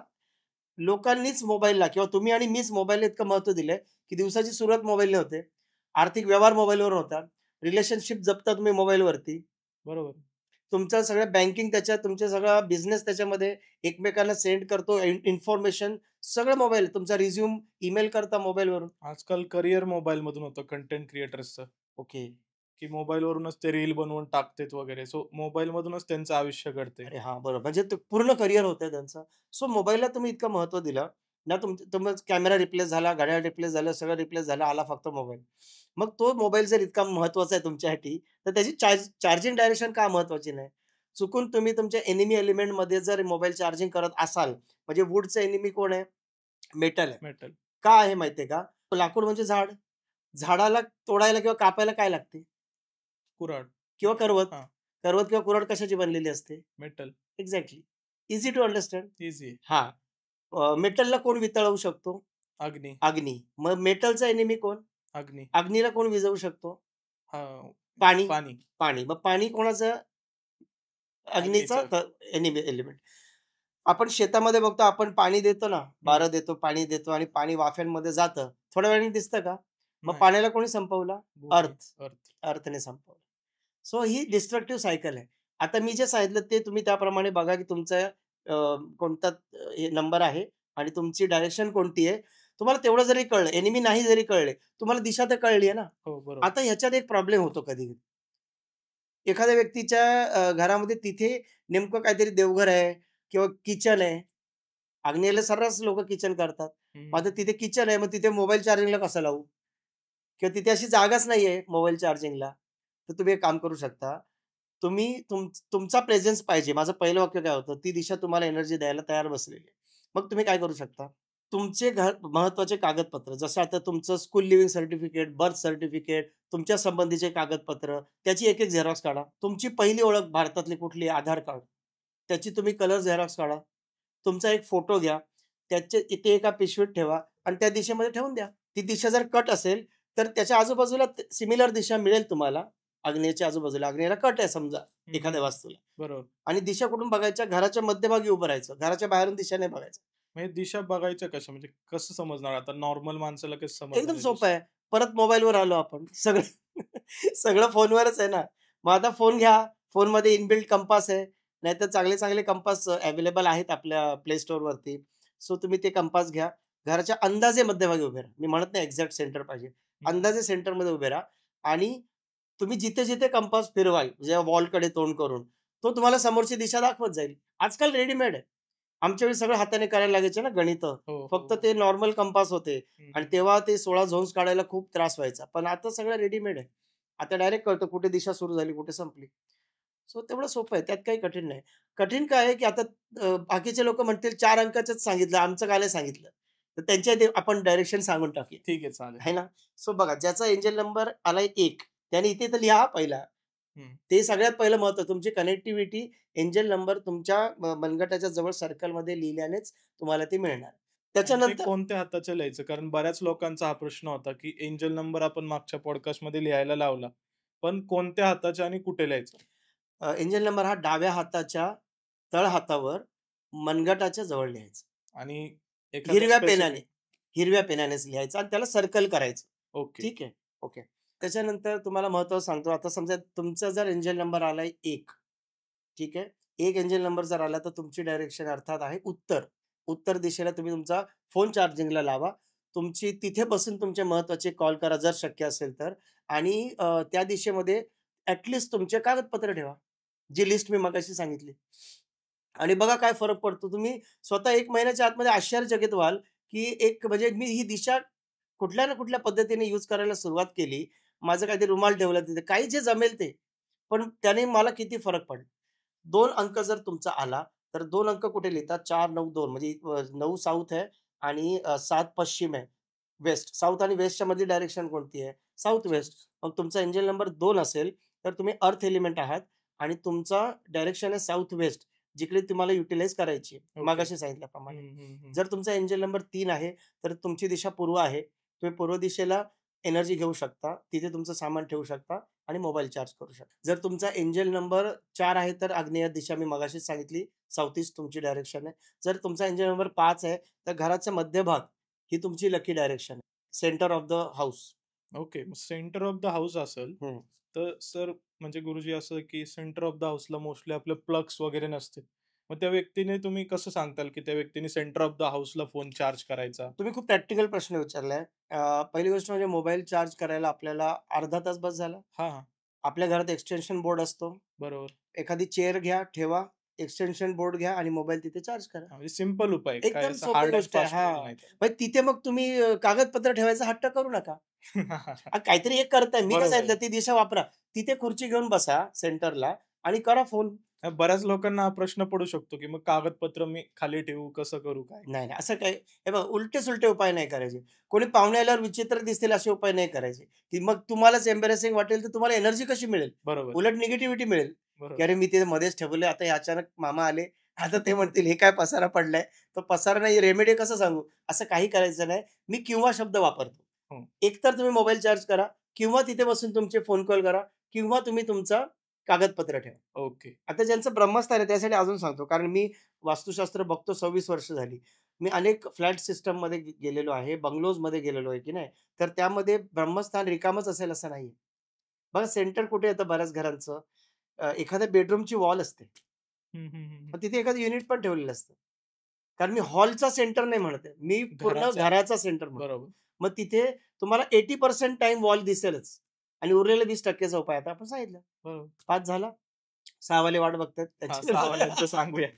6 असं आहे 6 जर तुमचा एंजल नंबर असेल, तर तुमचं एलिमेंट आहे मेटल आणि त्याच्यात पण सॉफ्ट मेटल असतात हे. सॉफ्ट हार्ड काय प्रकार आहे? तेच त्या तत्व त्यांच्यात खूप जागृत होतं. ते त्या अच्छा. हां, त्या तत्वाचे रिझल्ट खूप जागृत होतात. प्रत्येक एलिमेंटचे स्वभाव पण असतात. हं, तर हं, मी हं. त्याच्यावरती 2 दीड ते 2 तासाचे 2 व्हिडिओज केलेले आहेत. ते शक्य झालं तर लिंकमध्ये हो, टाका तुम्ही. नक्कीच. आपण त्याची खूप लिंक माहिती मिळेल. तुम्ही डिस्क्रिप्शनमध्ये टाकू हां, म्हणजे तुम्ही कसे आहात? भरपूर लोकांना त्याचा फायदाही होऊन जाईल. हो, ज्याला अभ्यास करायचा आहे ना डीप, त्याने तेवढे 2-4 तास तिथे जाऊन अभ्यास करावा. तर त्याला आणखी माहिती मिळेल. आज आपण उपायांवर पटापट बोलूया. कमी वेळ जास्त लोकांना द्यायची आपल्याला इच्छा आहे. राइट. त्याच्यानंतर 6 अंक म्हणजे तुम्ही मेटल सॉफ्ट आहात. 6 ची डायरेक्शन कशी येते? 7 पश्चिम आहे, वेस्ट. कारण एक नॉर्थ आहे म्हटलो आपण हो. आणि 7 आपण पश्चिम बोललो. सो नॉर्थ आणि वेस्टच्या मध्ये 6 अंक लिहिलेला असतो कॉर्नरला. म्हणून त्याची डायरेक्शन येते नॉर्थ वेस्ट. 7 7चं आत्ताच बोललो, की वेस्ट डायरेक्शन आहे आणि ते मेटल एलिमेंट आहे, पण त्याच्यात हार्ड आहे. ओके. मेटल हार्ड आहे. म्हणजे त्यांचे जे मी तिथे स्वभाव सांगितलेत मेटलचे कसे असतात व्यक्ती आणि जबरदस्त व्यक्ती असतात. मेटल एलिमेंट हे कलियुगामध्ये खूप महत्त्वाचं एलिमेंट मानलं जातं. आणि त्याच्यानंतर 7 झाल्यानंतर 8. 8ची जी डायरेक्शन आहे ती नॉर्थ आणि ईस्टच्या मध्ये म्हणजे नॉर्थ ईस्ट डायरेक्शन येते आणि 8चं तत्व जे आहे ते अर्थ एलिमेंट आहे. अर्थ सॉफ्ट आहे आणि 8च्या डायरेक्शन लोकांनी कुठेच नॉर्थ ईस्ट डायरेक्शनला आपला मोबाईल चार्ज केला पाहिजे. उरला काय 9. 9. 9ची डायरेक्शन साऊथ आहे. 9चं एलिमेंट फायर आहे आणि त्यांनी दक्षिण दिशेचा जास्तीत जास्त उपयोग करावा. आणि ह्या ज्या दिशा तुम्ही सांगितल्या, ह्याला माणसाचे स्वभाव पण लिंक करतात? स्वभाव लिंक करतात म्हणजे कसे? म्हणजे एखाद्या व्यक्तीचं तुम्ही जसं बोलला सॉफ्ट आणि हार्ड आहे हं. मेटलमध्ये. तर ह्याला काही त्यांचा स्वभाव पण रिलेट करतो का ते त्याचा याचा नाही काही भाग्य. रिलेशन आहे? भाग्य रिलेट भाग्य करतो. रिलेट करतो आणि भाग्यवृद्धीसाठीच तर हा उपाय मी सांगितला. आता बरेच जण काय करतात, "अरे तुमची प्रगती होत नाही का? प्रमोशन होत नाही का? तुम्ही गणपतीला लाडू घेऊन जा किंवा तुम्ही 6 शुक्रवार गरिबाला हे द्या." अरे तुम्ही द्या, दानधर्म करणं तर चांगली गोष्टच आहे. पण त्याचे उपाय आहेत का हे? एकाचं औषध दुसऱ्याचं विष नसेल का? बरोबर. डॉक्टरांकडे गेल्यावर ते काय म्हणतात, की तुम्हाला या अमुक-अमुक औषधाची ॲलर्जी आहे का? तुम्हाला ॲलर्जीज किती आहेत? तुम्हाला बीपी आहे का? तुम्हाला डायबिटीज आहे का? की गेल्या-गेल्या बोलत चला ऑपरेशन थिएटरमध्ये. असं नाही ना होत. मग नाही. हे आजकाल जे ना रील बनवा, चांगली गोष्ट आहे, धर्माचा प्रचार होतोय, मला आनंद आहे त्या गोष्टीमध्ये. पण काय बेसलेस बनवले तर चांगल्या माणसाकडे पण लोकं संशयाने बघतात. हो, नक्कीच. मी परवा दिवशी आपली चर्चा चालली होती, तर एक रील तुम्हाला सांगितली, की कुणीतरी शनीसाठी पर्याय सांगत होतं, की तुम्ही मदिरा प्राशन करावी अरे वाह! शनीसाठी. तर असे काही असे गैरसमज आहेत. चुकीचे मेसेज समाजात कृपया पसरवू नयेत. बघा, ज्याला जे करायचे ते करू दे. मी कोणी समाजसुधारक नाहीये. पण समाज बिघडवायचं तरी काम हे बघा ज्यावेळेस ना आमच्यासारखे व्यक्ती बोलतात ना, लोकं मनापासून ऐकतात. मग त्यावेळेस ना जबाबदारी वाढते. बरोबर. आता मला ह्या पॉडकास्टचं टेन्शन आलं. पहिल्याचं नाही आलं. पहिल्याचं काय मी आलो, बोललो, गेलो. पण जेव्हा 11 लाख झाले म्हटलं, बापरे! आता अपेक्षा वाढवून ठेवल्या लोकांनी. बरोबर. त्याच्यामुळे काय ज्या पण मी आहे ते आहेच. जे नॉर्मल आहे तेच बोलणार आहे. तर मोरे गुरुजी आपण आता चर्चा केली एंजल नंबर आणि वास्तुशास्त्राबद्दल तुम्ही बोलत होता. तर वास्तुशास्त्राचा तुम्हाला 27 वर्षांचा अनुभव आहे. तर मग ज्यावेळेस तुम्ही एखाद्या वास्तूमध्ये वास्तुशास्त्र बघायला जाता त्यांचं, त्यावेळेस तुम्ही एंजल नंबरनुसार त्या गोष्टी ठरवता का? नाही, नाही. असं नाहीये. वास्तुशास्त्र हा स्वतंत्र विषय आहे, पहिली गोष्ट. वास्तुशास्त्रामध्ये आपल्याला जशा 4 मुख्य दिशा माहिती आहेत, 4 उपदिशा माहिती आहेत, तशा अजून 8 उपदिशा असतात. जसं पूर्व आणि आग्नेयच्या मध्ये अजून एक डायरेक्शन असते. तिला ईस्ट ऑफ साउथ ईस्ट म्हणतात. आता मी पटकन 16 दिशा तुम्हाला सांगतो. नॉर्थपासून सुरुवात करूया. नॉर्थला उत्तर दिशा आपण म्हणतो. नॉर्थच्या नंतर आपल्याला ईशान्य माहिती आहे, ज्याला नॉर्थ ईस्ट म्हणतात. नॉर्थ आणि नॉर्थ ईस्टच्या नॉर्थ ऑफ नॉर्थ ईस्ट आहे. आता त्याचे ॲट्रिब्यूट सांगत जातो. नॉर्थ ही नवीन अपॉर्च्युनिटीज देणारी डायरेक्शन आहे. नॉर्थ आणि नॉर्थ ईस्टच्या मध्ये जी NNE ज्याला शॉर्ट फॉर्ममध्ये म्हणू आपण नॉर्थ ऑफ नॉर्थ ईस्टला, ती आरोग्य, हेल्थ ह्याच्याशी संबंधित दिशा आहे. तिच्यात गडबड झाली की घरामध्ये हेल्थचे इश्यूज हे होतात. अच्छा. ठीक आहे. त्याच्यानंतर नॉर्थ ईस्ट ईशान्य जी दिशा आहे ती आपल्याला ऑलरेडी माहितीच आहे. ती तिथे वास्तुपुरुषाचं डोकं असतं. कारण वास्तुपुरुष असा ट्रायंगलमध्ये झोपलेला आहे, असा डायगोनल सॉरी डायगोनली तिरका असं झोपलेलं आहे, ज्याचं डोकं ईशान्येला आहे, पाय नैऋत्येला. सो तिथे ईशान्येला वास्तुपुरुषाचं डोकं आहे म्हणजे काय? घरातल्या व्यक्तींची बुद्धी किंवा डोकं कसं चालेल, हे ती दिशा बघते. म्हणून अशा ठिकाणी टॉयलेट किंवा किचन येणं, हे फार मोठा वास्तुदोष समजला जातो. कारण तिथून एखाद्या व्यक्तीचं बघा खूप मोठं नुकसान झालं बिझनेसमध्ये, खूप हाय रिस्क घेतल्या किंवा जॉब चांगला चाललेला जॉब सोडून दिला. तर आपण काय म्हणतो? विनाशकाले विपरीत विपरीत बुद्धी. बुद्धी. ती कुठून येते? नॉर्थ ईस्ट बिघडल्यामुळे येते. ओके. म्हणजे एखाद्या व्यक्तीच्या कुंडलीत जर दशाच चुकीची चालू झाली, तर नॉर्थ ईस्टला टॉयलेट असलेलं घर विकत घेतो. त्याच्यानंतर नॉर्थ ईस्ट आणि ईस्टच्या मध्ये नॉर्थ ऑफ नॉर्थ ईस्ट नावाची दिशा आहे. ही दिशा फन, रिक्रिएशन आणि एन्जॉयमेंटची आहे. म्हणजे तुमच्या आयुष्यात जर सगळं आहे, पैसा आहे, सगळं आहे, पण आनंद घेता येत नाहीये किंवा तुम्ही आजचा दिवस आनंदात घालवत नाहीये, हसून-खेळून राहत नाही व्यक्ती, तर समजून घ्यायचं तिथे काहीतरी क्लटर आहे, मग कचरा-बिचरा पडलेला आहे किंवा त्यांनी काहीतरी स्टोअर रूम केलेलं आहे, असं येऊ शकतं. किंवा तिथे काहीतरी असं कंजेस्टेड आहे. काही काही ॲक्सेस बघा घरामध्ये असे काही कॉर्नर असतात. तर ते जाऊच शकत नाही असं काहीतरी करून ठेवलेलं असतं. हां, हां. सो बरोबर. नॉर्थ ऑफ नॉर्थ ईस्ट झाली. East of north east. त्याच्यानंतर ईस्ट. पूर्व ही जी दिशा आहे तुम्हाला लोकांशी कनेक्ट करायला मदत करते. पब्लिक कनेक्टिव्हिटी पूर्णपणे ईस्ट डायरेक्शन आहे. म्हणून कोणत्याही व्यावसायिक माणसाचं, राजकारणी व्यक्तींचं अशांचं जेव्हा मी वास्तू करतो त्यावेळेस आमच्यासारखे वैदिक वास्तुतज्ञ जे आहेत, ते पूर्व दिशेला अनन्यसाधारण महत्त्व देतात. नवीन व्यक्ती त्यांच्या आयुष्यात नाही आल्या, त्यांना पीपल सपोर्ट नाही मिळाला, तर उपयोग काय? बरोबर आहे. म्हणून. त्याच्यानंतर ईस्ट आणि साउथ ईस्ट आपण असं सर्क्युलर घड्याळाच्या काट्याच्या दिशेने बघतोय, असं तुम्ही सर्वांनी इमॅजिन करा किंवा स्क्रीनवरती चार्ट आपण एक दाखवला तर चार्ट देऊन देऊ त्यांना. छान, बेस्ट. मग ईस्ट आणि साउथ ईस्टच्या मध्ये east of south east direction आहे. ही अँक्झायटीची डायरेक्शन आहे. ज्या लोकांना डिप्रेशन वाटतं, काही लोकांना लवकर टेन्शन येतं किंवा टेन्शनच्या पिल्स खात असतात, निद्रानाश ज्यांना असतो, त्यांच्या ह्या दिशेमध्ये अँटी ॲक्टिव्हिटी असते. तर अँटी ॲक्टिव्हिटी काय आहे किंवा अँटी एलिमेंट काय आहे, हा फरक फार मोठा विषय आहे. त्यामुळे आपण आता फक्त समजून घेऊया, की वास्तुशास्त्र याचा बेस काय? आणि मग तुम्हाला खूप गमतीशीर गोष्ट सांगेल एकदा एवढं कळलं की. त्याच्यानंतर साउथ ईस्ट. साउथ ईस्टवरून इथे एक अशी देवता आहे, की तिच्याकडे म्हणजे नॉर्थवरून अपॉर्च्युनिटी बघतात. पण पैसा जो आहे ना लिक्विड कॅश, तुमच्याकडे आज किती पैसा आहे? ते साउथ ईस्ट सांगतं. त्याच्यामुळे साउथ ईस्ट गडबड झाली तर तुमची लिक्विड कॅश हॅम्पर होते. तुमच्याकडे प्रॉपर्टी असेल, एफ-डी असतील, पण आता एखादा इव्हेंट प्लॅन करताय, तेव्हा नेमके पैसे नाही. एखादी ट्रिप प्लॅन करताय, लाख-2 लाख हातामध्ये नाही. असं ज्याला होतं त्याच्या साउथ ईस्टमध्ये नक्की काहीतरी गडबड आहे किंवा हिरवा किंवा लाल रंग तिथे वाढलेला आहे. एवढं मात्र निश्चित. त्याच्यानंतर साउथ ईस्टच्या पुढे आपण आलो आता घड्याळाच्या काट्याप्रमाणे. साउथ ईस्ट आणि साउथ याच्यामध्ये येते south of south south east. ही दिशा जर बिघडलेली असेल, तर त्या व्यक्तीच्या ना डेअरिंग नाही करत. जे चालू आहे, नाही हे जे चाललंय तेच चालू दे. अजून दुसरी ब्रांच नको टाकूया. अजून रिस्क नको घेऊया. चाललंय ना व्यवस्थित. म्हणजे ही कोणाची दिशा आहे? डेअरिंगची डायरेक्शन. डेअरिंगची. जे डेअरिंग करतात त्यांच्यासाठीची ही दिशा आहे. त्याच्या बाजूला जे साउथ डायरेक्शन आहे, ही प्युअर फायरची डायरेक्शन आहे आणि तिथे अग्नी आपल्या पूर्ण स्वरूपात असतो. कारण साउथ ईस्टला अग्नीचा जन्म होतो. तिथून तो वाढत जातो साउथ ऑफ साउथ ईस्टला आणि त्याच्या पूर्ण फ्लेम स्वरूपामध्ये तो साउथमध्ये असतो. त्यामुळे इथे किचन खूप चांगलं असतं. साउथ डायरेक्शनवरून काय बघतात? तुमची डिग्निटी, नेम एंड फेम, हं, तुमची हं. सामाजिक ओळख हे सगळं साउथवरून बघतात. म्हणून तिथे काही वॉटर एलिमेंट आलं, स्लोप आला किंवा काळा रंग आला तर प्रॉब्लेम क्रिएट होतो. तुमचं नाव खराब होतं. तुमच्यावर कोर्ट केस होतात, पोलीस केस होतात, कंप्लेंट्स होतात. तुमच्यावर लोकं ॲलिगेशन भाऊबंद निष्कारण ॲलिगेशन टाकतील. शेजारी-पाजारी जर तुमच्याशी चांगले नाही वागत, तर नक्की तुमच्या साउथ डायरेक्शनला प्रेझेन्स ऑफ वॉटर एलिमेंट आलेलं आहे. कारण मगाशी मी बोललो ना, वॉटर फायर दुश्मन आहे, सर्वांना माहिती आहे. बरोबर. तर मग तिथे फायरच्या दिशेत वॉटर आलं. वॉटरचा कलर आहे काळा आणि निळा. निळा. आता हा मी नाही ठरवला. तुम्ही सॅटेलाईट इमेज बघा. मी तुम्हाला नेहमी सांगतो, मी बोलतो म्हणून काहीच ऐकायचं नाही. तुम्ही स्वतः एक्सपेरिमेंट करा. सॅटेलाईट इमेज बघा पृथ्वीची. पाण्याचा रंग स्वतः सॅटेलाईट किंवा सगळे अंतराळवीर सांगतात, की ब्लू आहे पाणी. आणि त्याच्यानंतर तुमच्या गावातली नदी, त्यानंतर तलाव हे तुम्हाला ब्लॅक दिसतात. म्हणून काळा-निळा कलर वॉटर एलिमेंटने स्वतःकडे घेतलेला आहे. तो जर तुमच्या तिथे किचन आहे, पण तुमचा ओटा काळा आहे, तुमचे जर टाईल काळे आहेत, तुम्ही जर काळच सगळं फ्रिजपासून सगळंच काळं करून ठेवलंय, तर तिथे वॉटर एलिमेंट आलं. ब्लू करून ठेवलंय. हां, त्याच्यानंतर साऊथच्या नंतर मग अशा लोकांचं नाव खराब होतं. त्यांच्या सोसायटीत, समाजात किंवा कुठल्याही ठिकाणी. त्यांना गव्हर्नमेंट इश्यूज पण येऊ शकतात. साऊथ आणि नॉर्थ वेस्ट एका वेळी खराब झाली ना, हं, की हं. मग सरकारवरून त्यांना जसं मग ईडी, इन्कम टॅक्सची सीबीआय. एन्क्वायरी, ईडीची एन्क्वायरी हे कोणाला येते? जेव्हा नॉर्थ वेस्ट आणि साऊथ खराब असते. अच्छा. हां, त्यांनाच येऊ शकतं. तर साऊथ आणि साऊथ वेस्टमध्ये साऊथ ऑफ साऊथ वेस्ट आहे. आता ही अर्थ एलिमेंटची डायरेक्शन आहे. इथे गंधर्व नावाची देवता आहे आणि त्याच्यामुळे जे कलाकार लोकं आहेत ना, त्यांच्यासाठी ही डायरेक्शन खूप चांगली आहे. पण ही आहे ना, अ, ही फ्लश डायरेक्शन आहे. म्हणजे जिथून गोष्टी इव्हॅपोरेट होतात किंवा नष्ट होऊन जातात. त्यामुळे इथे शक्यतो कोणी झोपू नये. इथे झोपणारा व्यक्ती आहे ना, लहरी बनतो. कारण गंधर्वाचं काम काय होतं? इंद्राला किंवा देवतांना गायन-वादन करून आनंदी करणे. हं. म्हणजे असं त्याला काही फार सीरियस जॉब नाही तो. उलट लाईट लाईट मोड. पण सतत लाईट मोड असणारा व्यक्ती करिअरमध्ये किती सीरियस असेल.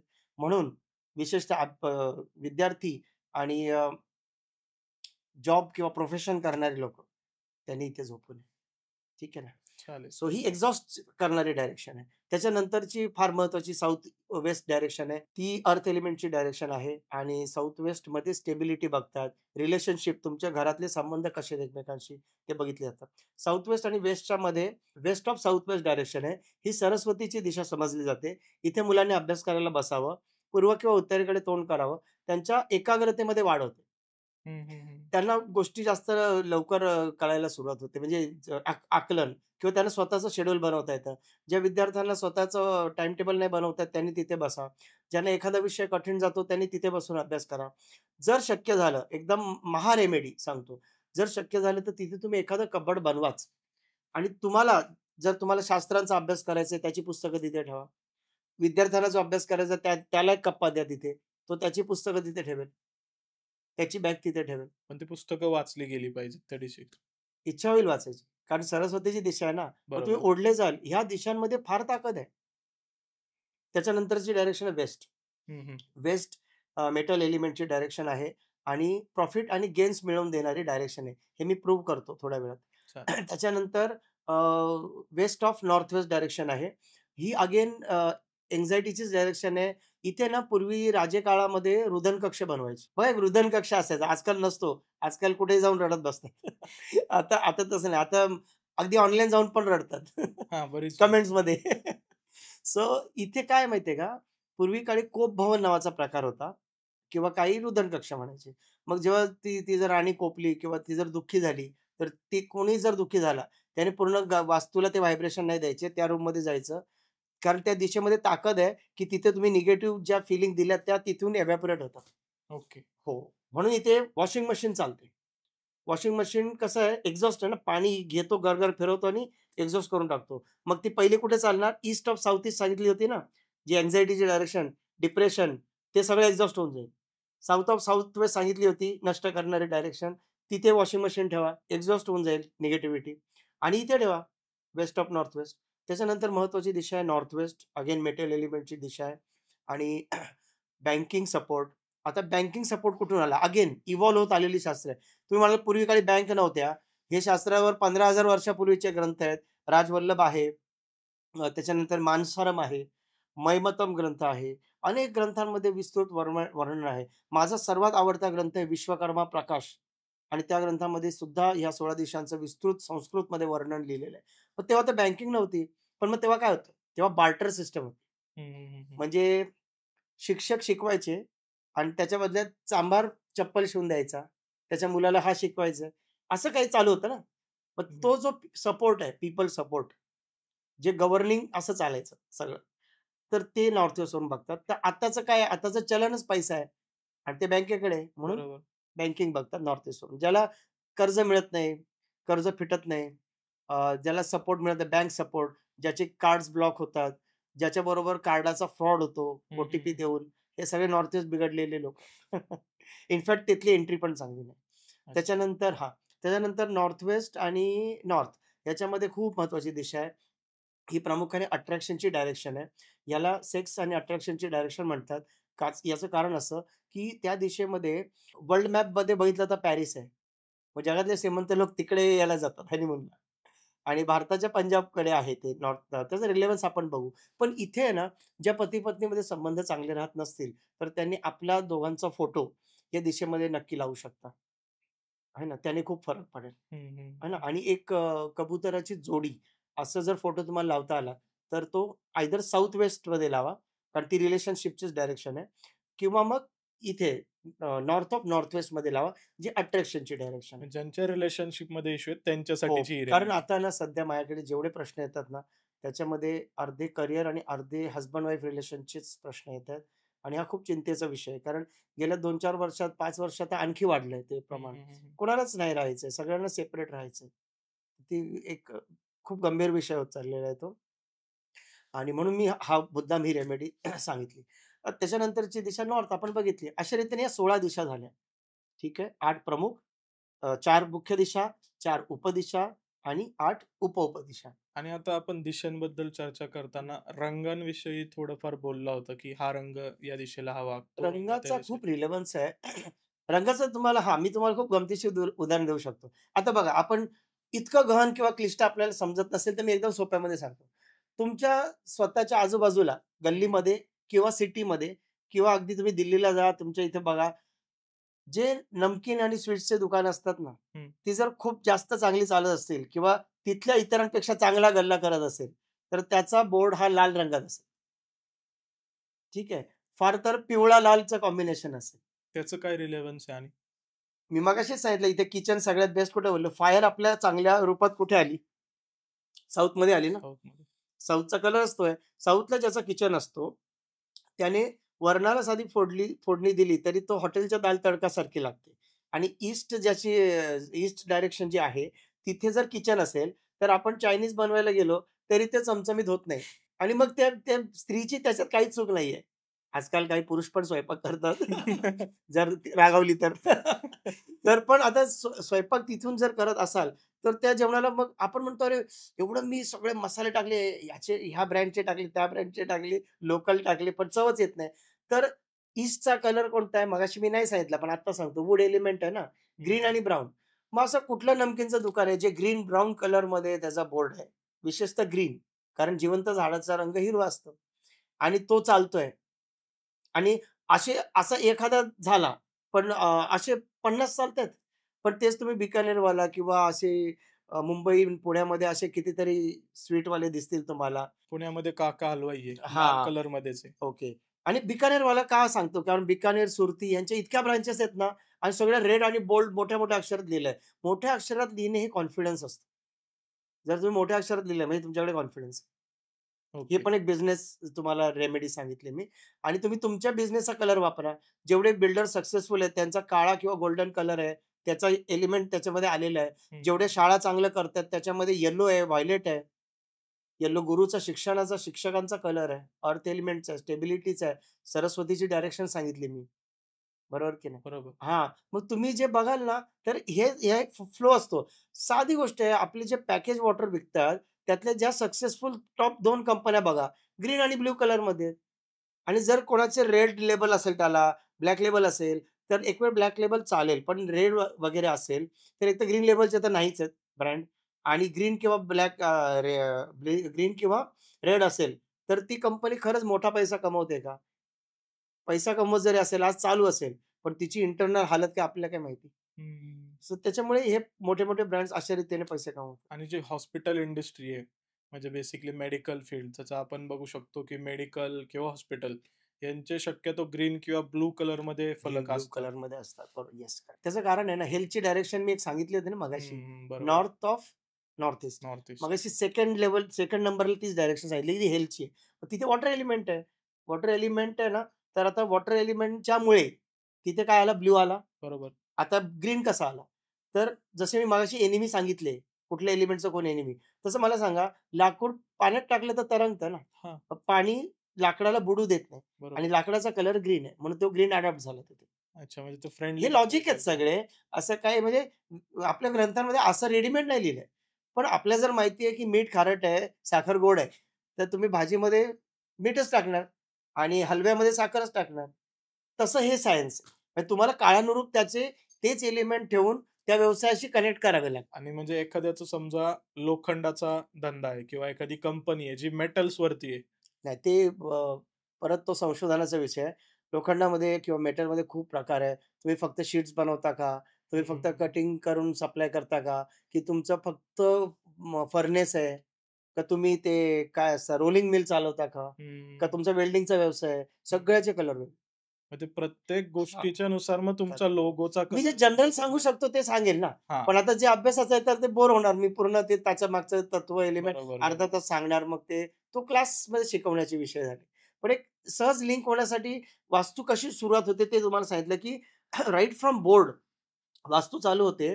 ते आपल्या घरापुरतीच ती सीमित आहे का? तर नाही. आपल्या सिटीला, आपल्या देशाला नव्हे तर पूर्ण जगाला वास्तुशास्त्राचा बेस आहे आणि ते डिकोड करता येतं. हं, हं, हं, ठीक हं. आहे ना. सो त्याचं कसं बघता येईल? मी तुम्हाला काय सांगितलं वेस्ट प्रॉफिट अँड गेन्सची डायरेक्शन कोणती सांगितली? पश्चिम दिशा. पश्चिम. वेस्ट डायरेक्शनला काय आहे भारताच्या? आपण म्हणतो ना मुंबई. वेस्टर्न कंट्रीज इकडे आहेत ना, मग भारताच्या वेस्टला काय? वेस्टला मुंबई आहे, मुंबई आहे. गुजरात आहे. हां. बस हे आता मला सांगा भारताची राजधानी दिल्ली असून सुद्धा बिझनेस स्टॉक एक्सचेंज आणि नॅशनल स्टॉक एक्सचेंज जिथे सगळा पैसा फिरतो आणि रिझर्व्ह बँक ऑफ इंडिया हे मुंबईत कसं काय मग? West. West profit and gains. Right. Real profit and gains कुठून होतात? तर ते तिथे आहे. अशी एक इंडस्ट्री ज्याच्यामध्ये 100-200 कोटी, 500 कोटी एका प्रोजेक्टवर लावणं किरकोळ गोष्ट आहे. ती म्हणजे बॉलिवूड. बॉलिवूड. ती वेस्ट. म्हणजे इथे परत त्यातून सुद्धा नफा कितीतरी अफाट पैसे लावतात आणि अफाट नफा कमवतात. हं, हं, ते हं. भारतात दुसरं कुठे नाही, वेस्टला आहे आणि त्यात मुंबईत आहे, भारताच्या वेस्टला आणि मुंबईच्या वेस्टला आहे. मुंबईच्या साऊथला नाहीये. बरोबर. मुंबईच्या नॉर्थला कांदिवली, बोरिवली, दहिसर किंवा मुलुंड तिकडे नाहीये. कुलाबा किंवा इकडे नाही कफ परेडला. बरोबर एका सर्टन एरियामध्ये म्हणजे तुम्ही ते झोन मॅप केले ना, हं, तर हं, ते हं, कुठे हं. चालू होतं सांगतो तुम्हाला. अंधेरी जुहूपासून चालू होतं.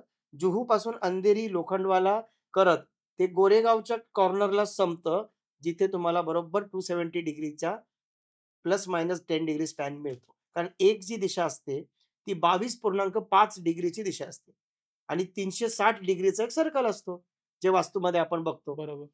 360 डिग्रीला 16 ने डिव्हाईड करा. 22.5 डिग्रीचा एक झोन मिळतो. एका झोनमध्ये 2 देवता असतात. तर त्याच्यामुळे 11.3 डिग्रीचा एक देवतेचा पद मिळतो. आणि अशा 45 देवता वास्तूमध्ये असतात. म्हणून मी साउथ ईस्टच्या वेळी बोललो. सवित्रा नावाची तिथे एक देवता आहे. इनफॅक्ट ते असुरच आहे. पण तिच्याकडे कॅश फ्लोचा जबाबदारी दिलेली आहे. आणि म्हणून तिथे ती देवतेचं जिथे पद आहे, ते पद शोधून काढून तिथे आपण आपल्या रोजच्या व्यवहारातली कॅश ठेवू शकतो. सो मला काय सांगायचं आहे, की भारताच्या पश्चिम दिशेला गुजरात आहे. मग आपण म्हणतो गुजराती व्यक्तीला त्या मुलाला उपजतच व्यवसाय ज्ञान असतं. कारण त्यांच्या डी-एन-एमध्येच बिझनेस आहे. त्यांना जास्त करून जॉबमध्ये नाही मन रमत. काही हो, लोक बरोबर. करतात, पण जास्त करून नाही मन रमत. त्यांची व्यावसायिक बुद्धी, आकलन शक्ती खूप चांगली आहे आणि त्याचं कारणच आहे की ते पश्चिम दिशेला त्यांना जन्मताच प्रॉफिट कळतो. असं आहे. सो आता बघा बॉलिवूड इथे आहे. कुठे? वेस्ट डायरेक्शनला. पण त्याच्यात काम करणारे मॅक्सिमम मी विशेषतः मेल ॲक्टर्सबद्दल बोलेन. ते पंजाबमधून येतात. नॉर्थ. नॉर्थमधल्या पंजाबमधून येतात. हां. पंजाबमधल्या पण पर्टिक्युलर प्रांतातून येतात. तुम्ही संशोधन करा. किती पंजाबी ॲक्टर्स आहेत. बरोबर की नाही? भरपूर आहेत. भरपूर आहेत. मग मी म्हणेन 60-70% तर आहेत. हां, मग 60 ऑलमोस्ट. मोर दॅन हां. 50% आहेत. मग हे का? त्याचं कारण अट्रॅक्शनची डायरेक्शन ना. तुम्हाला त्या ॲक्टरने अट्रॅक्ट करण्यासाठी तो तिकडूनच आला पाहिजे. पण ओके. पैसे कमवायला मुंबईतच आलं पाहिजे. इतकं ते छान आहे. बरोबर आहे. वास्त भरपूर पंजाबी सिंगर्स आहेत, जे फेमस आहेत. पंजाबी सिंगरचं सांगतो. आता पंजाबी सिंगर रॅपमध्ये फेमस आहे. म्हणजे तिथे ते एक वेगळ्या प्रकारचं अट्रॅक्शन झालं. ओके. पण जेवढे तुम्ही बघाल बॉलिवूडमधले सुमधुर सिंगर ते कलकत्त्यावरून आलेले आहेत. बंगाली सिंगर आहेत. एक्झाम्पल एखादं? एक्झाम्पल आपले अभिजित भट्टाचार्य कोण आहेत ते, त्याच्यानंतर भरपूर उदाहरणं आहेत हं, बंगाली हं, हं. सिंगरची. तुम्ही लिस्ट काढा तुम्हाला दिसते. कारण ओके. त्याचा जो बंगालचे. आकार आहे कलकत्त्याचा, हां, हां. कलकत्त्याचा आकार असा आहे आणि मागच्या पॉडकास्टमध्ये सांगितलं 2 आणि 6 कलेचे अंक आहेत. हं, सो हं, जो हं. कलकत्त्याचा शेप आहे, त्यामुळे तिथे जन्मणाऱ्या लोकांना उपजत कला आहे. म्हणजे ओके. काय, तिथे दुर्गादेवीच्या ज्या मूर्ती बनल्या जातात, दुर्गा उत्सव जो होतो, त्याच्यामधले ते डोळे अगदी जिवंत दिसतील तुम्हाला. तिचं तिचा जो मेकअप आहे तो इतका हे दिसतो. कारण ते तिथे आर्टिस्ट लोकांची ती भूमी आहे. म्हणून तिथे कलेला वाव आहे. बंगाली भाषेला तुम्ही जर बघितला तर खूप मोठा इतिहास आहे. तिथल्या कलाकार पूर्वीपासून म्हणजे टागोर, रवींद्रनाथ टागोरपासून तुम्ही जर बघितली हिस्ट्री, तर सगळे प्रसिद्ध कलाकार तिथून आलेले आहेत. हं, हं, कारण हं. कलेचं जो शेप आहे, तो त्या सिटीला आहे. म्हणजे सिटींचे शेप पण मॅटर करतात.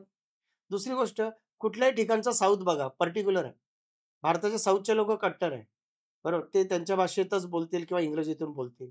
त्याच्यानंतर साउथ मुंबईत बघा सगळे मार्केट आहे. लोखंड मार्केट, कपडा मार्केट, भाजी मार्केट, अमुक मार्केट, तमुक मार्केट तुम्हाला साउथला दिसतात. साउथ ही पॉवरफुल डायरेक्शन आहे. कारण मगाशीच सांगितलं मी साउथ डिग्निटी देते, पॉवर देते. डिग्निटी म्हणजे काय? साउथ इंडियन लोकांच्या त्यांच्याच भाषेत बोर्ड असणार. मग तो बसवरचा असो, नाहीतर दुकानावरचा असो त्यांचा. आहे ना? तर कट्टरता येते साउथने. आता दुसरं डिग्निटीची आणि हे आहे म्हणजे स्वतःकडे पॉवर ठेवणारी डायरेक्शन आहे ना. मग दिल्ली बघा साउथ दिल्लीमध्ये कितीतरी महत्त्वाचे मार्केट साउथ दिल्लीमध्ये. त्यामुळे प्रत्येक ठिकाणचा अभ्यास केला तर तुम्हाला साउथला काहीतरी एक वैशिष्ट्य दिसेल. फॉर एक्झाम्पल ग्लोबचा पृथ्वीचा विचार करा. पृथ्वीमध्ये नॉर्थ पोल आहे, साउथ पोल आहे. सगळ्यात जास्त संशोधन कुठे चालू आहे? South pole. South pole. तिथे सगळे देश भांडतात, माझी ही बाउंडरी, माझी ही बाउंडरी. कुठून आली तुमची बाउंडरी? ते कोणाचं एकट्याचं नव्हतंच. पण आता प्रत्येक देशाने अवतून ठेवल्या जागा. सो असं आपण ते रिलेव्हन्स त्याचा करू शकतो वास्तूमध्ये. अजून एक सोपी गोष्ट आहे. अनेक बघा मोठे-मोठे अधिकारी बघा. रिलायन्स असेल किंवा गव्हर्नमेंट पोस्टमध्ये सगळे जे एम-डी, डी-जी-एम, जी-एम लेव्हलचे जे अधिकारी आहेत ना, तुम्हाला साउथ इंडियन दिसतील. म्हणजे खूप बुद्धी असते त्यांना, उच्च शिक्षित असतात, शिक्षणाला प्रचंड महत्त्व देतात. बरोबर. हं, पण हं, तरी हं. आय-ए-एस, आय-पी-एस तुम्हाला सिन्हा, शर्मा, बिहारचे दिसतात बरोबर. मॅक्सिमम. आता इथे आपण एव्हरेजचाच विचार करतो म्हणजे मॅक्सिमम म्हणतोय. हो, हो. मग आता बिहार तर तसं बदनाम आहे, की तिथे तर म्हणतात क्राईम रेट जास्त आहे असं बोलतात. कोण म्हणतं तिथे शिक्षणाची काही पद्धत नाही. पण मग आय-ए-एस तर एक्झाम क्रॅक करणं मोठी गोष्ट आहे ना. त्याचं कारण वास्तुशास्त्रामध्ये असं आहे, की पूर्व दिशा सूर्याची दिशा आहे. तिथे सूर्य उगवतो. सूर्यावरून रवी बघतात. रवीवरून सरकारी नोकरी बघतात. पूर्व सूर्य सरकारी नोकरी, गव्हर्नमेंट जॉब. मग गव्हर्नमेंट जॉबमधली हायेस्ट पोस्ट कोणती? तर आय-ए-एस. आहेस. बरोबर. आणि बिहार भारताच्या पूर्वेला आहे आणि त्याच्या अजून पूर्वेला जर गेलो, तर मिझोराम वगैरे पण 1-2 राज्य त्या पूर्वेच्या झोनमध्ये येतात. तिथून का नाही येत आय-ए-एस? कारण बिहारमध्ये सूर्याचा विशेष उत्सव साजरा केला जातो आणि म्हणून बिहारला ती एनर्जी मिळते. अच्छा, म्हणजे हां, म्हणजे दैवी ते देणगी ईस्टला आहे. असल्यासारखं. हां, जसं मी एंजल नंबरचं सांगितलं. तुमचा एंजल नंबर आला, तुम्ही ते हातावर लिहिलाय, पण तुम्ही तिथे जाऊन ती एनर्जी पण घ्या. ते जाऊन ती एनर्जी पण घेतात. ते हं. त्याची सूर्याची पूजा करतात. त्याचा उत्सव साजरा करतात. त्याला अडॉप्ट करतात. नक्कीच, नक्कीच. ही खूप महत्त्वाची गोष्ट आहे. तर आता आपण रंगांवरती चर्चा करत होतो. तर रंगांचा रिलेव्हन्स आपण दिशेनुसार बघितला आपल्या बिझनेसला किती होतो. तर त्याचा आपल्या वस्त्रांमध्ये पण आहे का, की कुठल्या कलरचं वस्त्र घालून तुम्ही जर का गेला एका पर्टिक्युलर तुमच्या महत्त्वाच्या कामाला, तर तुम्हाला सक्सेस आहे? नाही, तसं नाही होणार. याचं कारण असं आहे, बघा व्यवसाय बघायची पद्धत काय आहे, की आता तुमचा व्यवसायाचं तत्व काय? तुमचा हॉटेल आहे किंवा नमकीनचा व्यवसाय आहे किंवा भजी, वडापाव तुम्ही विकताय. भले तो रस्त्यावर त्याचा जरी स्टॉल असेल ना, पण तो जर रेड कलर मध्ये असेल किंवा लालच्या शेड्समध्ये असेल, भगवा वगैरे, तर तुम्ही बघा त्याच्याकडे त्या लेव्हलचे पण जास्त चांगले कस्टमर असतात. म्हणजे त्याचा गल्ला बाजूवाल्यापेक्षा जास्त असतो. त्या लाईनमध्ये अजूनही असतील, पण त्याचा जास्त असतो. म्हणजे किती मोठी रेमेडी सांगितली. पण आता तुम्हाला सांगायचं तात्पर्य असं आहे, की जो तो त्याच्या लेव्हलला रंग वापरून एनर्जी घेऊ शकतो. पण कपड्याचं तसं नाहीये. तुम्ही तुमचा बोर्ड एकदाच बनवता. बरोबर, आणि तो तुमचा साउथ डायरेक्शन अग्नीची आहे. अग्नीवरतीच तुम्ही स्वयंपाक करताय. तिचंच तत्व अडॉप्ट केलं म्हणून तो रंग त्याला हे झाला. तुम्हाला तुमचे रंग पाहिजेत तर पॉडकास्ट नंबर 1 मध्ये 1 ते 9 अंक आहे. बरोबर. त्या 9 अंकांचे रंग आहेत.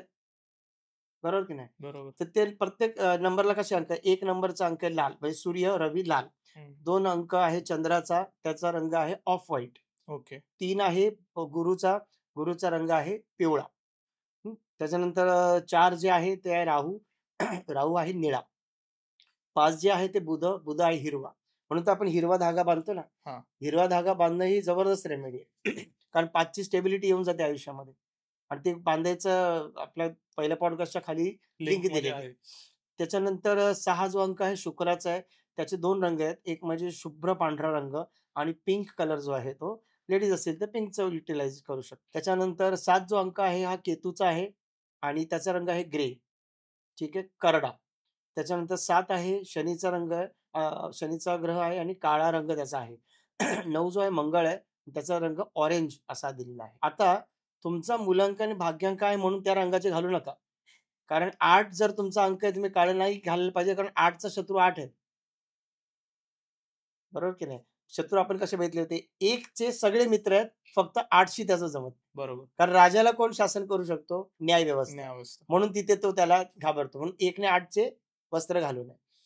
2 राणी आहे ती पण घाबरते न्यायव्यवस्थेला. माझ्या पतीला शिक्षा होईल तर. आणि राणी कोणाकोणाबरोबर दिसली तर ऑड वाटेल. राणी एखाद्या दबंग पोलिस ऑफिसर बरोबर दिसली तर, गुंडाबरोबर दिसली तर. म्हणून 4 बरोबर नाही चालणार. बरोबर. सेनापतीचं राणीचं काय काम? तो तर राजाकडून कमांड घेतो. ते एकत्र नाही दिसायला पाहिजे. 2 आणि 9 शत्रू झाले. हे एकदम सिंपल आहे. जर तुम्हाला हे कळलं ना, 1 राजा आहे, 2 राणी आहे, 3 धर्मगुरू आहे, 4 दबंग पोलिस ऑफिसर आहे, 5 राजपुत्र किंवा राजकन्या आहे, 6 जो आहे हा दैत्यगुरु शुक्राचार्य आहे, 7 जो आहे तो एक पुजारी धार्मिक पूजा करणारा, 8 जो आहे तो न्यायव्यवस्था न्यायाधीश, 9 जो आहे तो सेनापती. आता तुम्हाला लगेच कळेल शत्रुअंक मित्रांक कोणते. 2 सेनापती एका राज्याला चालतील का? मग 9-9 चा शत्रू. 2-9 तर होतेच शत्रू. न्यायव्यवस्थेला सेनापती पण दचकून असतो. तो राजाला करू शकतो, मला नाही करणार शासन. म्हणून 8-9चं जमत नाही. 8चं बऱ्याच अंकांशी जमत नाही. राजा नाही, राणी नाही. त्याच्यानंतर दबंग पोलिस ऑफिसरशी जमत नाही. कारण तो दबंग आहे ना, तो काहीतरी हँकी-पँकी काम करेल ना. पण राजपुत्राला सगळे प्रेम करतात आणि पुजाऱ्याला कोण काही म्हणत नाही. म्हणून 5 आणि 7 ला शत्रू अंक नाही, तुम्ही कोणतेही कपडे वापरा. अरे बापरे! 5 आणि 7 तुमचा मुलांक आणि भाग्यांक आला, तर तुम्हाला शत्रू अंकच नाही. कोणतेही वापरा तुम्ही. ओके. अशा रीतीने रंग वापरा. म्हणजे ना, मला काय वेळ लागला ना सांगायला. हं. हे डायरेक्ट नाहीये. हं, हं, हं, हं. तुम्ही विचारले उत्तर म्हणून मला ते म्हणजे असं वाटतं, की एखाद्याने रील बनवाव्या. त्याचा बेस पण सांगा. हां, बरोबर आहे. बेस सांगा. तर तुम्ही कलर सांगा ना.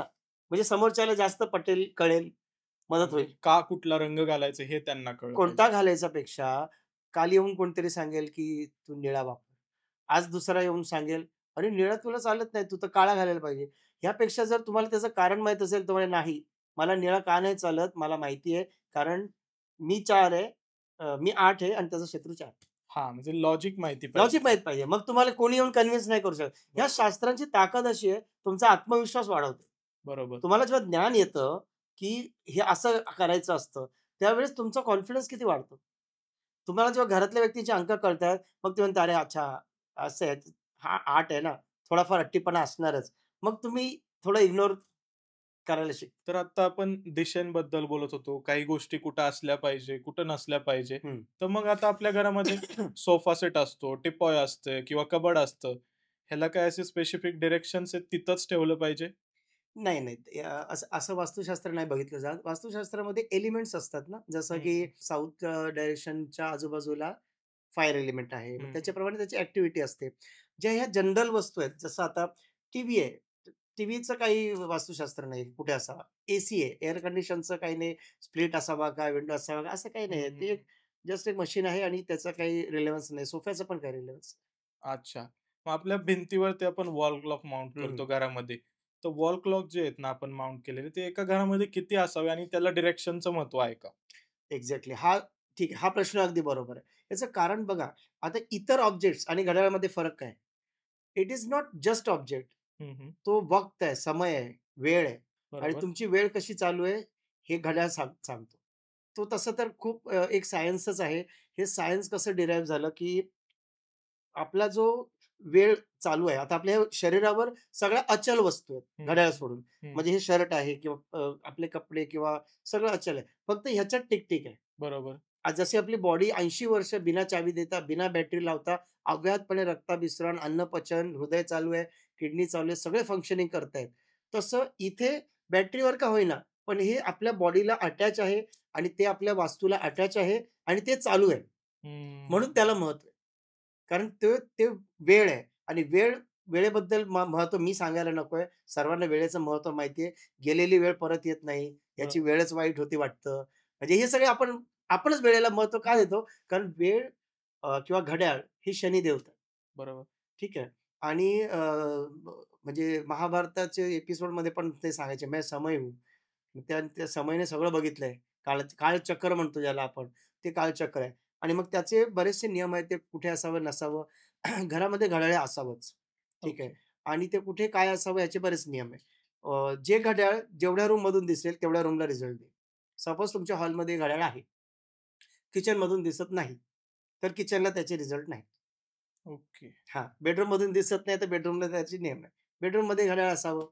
त्यामध्ये समजा पती-पत्नीचा बेडरूम असेल, तर तिथे छानसं सुंदर घड्याळ असावं आणि जर हॉल आहे, तर हॉलमध्ये पण घड्याळ असावं. किचनमध्ये ऑप्शनल आहे. घड्याळ पाहिजेच असं काही नाही.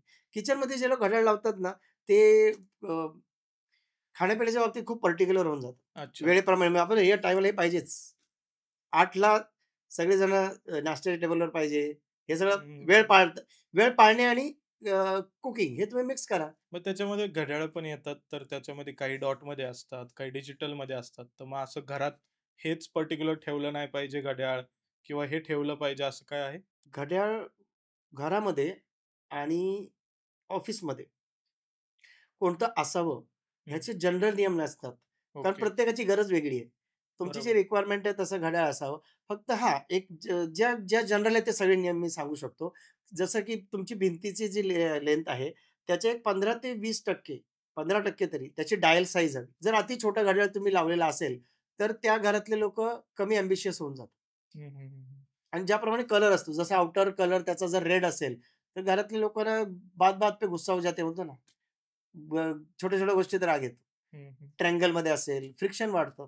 हेल्थचं पण काय त्याच्याशी रिलेशन आहे हेल्थचं पण घरातल्यांचं? रिलेशन आहे. हो, येस. कारण जर जर तुमच्या घड्याळामध्ये नंबर्स मिसिंग असतील, हं, हं. तर तुमच्या आयुष्यामध्ये गोष्टी मिसिंग असतात. अच्छा. कारण नंबर्स म्हणजे आपण त्याला मराठीत काय म्हणू, की जे तुम्ही मागितलं होतं ना हं, हं. देवाकडे, निसर्गाकडे, त्याचं मिळालेलं वरदान, फळ केलेल्या कर्माचं फळ नंबर्स आहे. Manifestation of your efforts numbers आहे.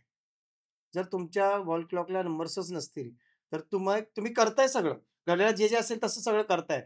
व्हाईट कलर असेल तर पीस ऑफ माइंडने सगळ्यांना एक्सेप्ट करताय, सर्वांशी प्रेमाने वागताय, आनंदाने एक्सेप्ट करताय. जाऊ दे, तो करतो त्याचं कर्म त्याच्याकडे. हे कोण बोलतं?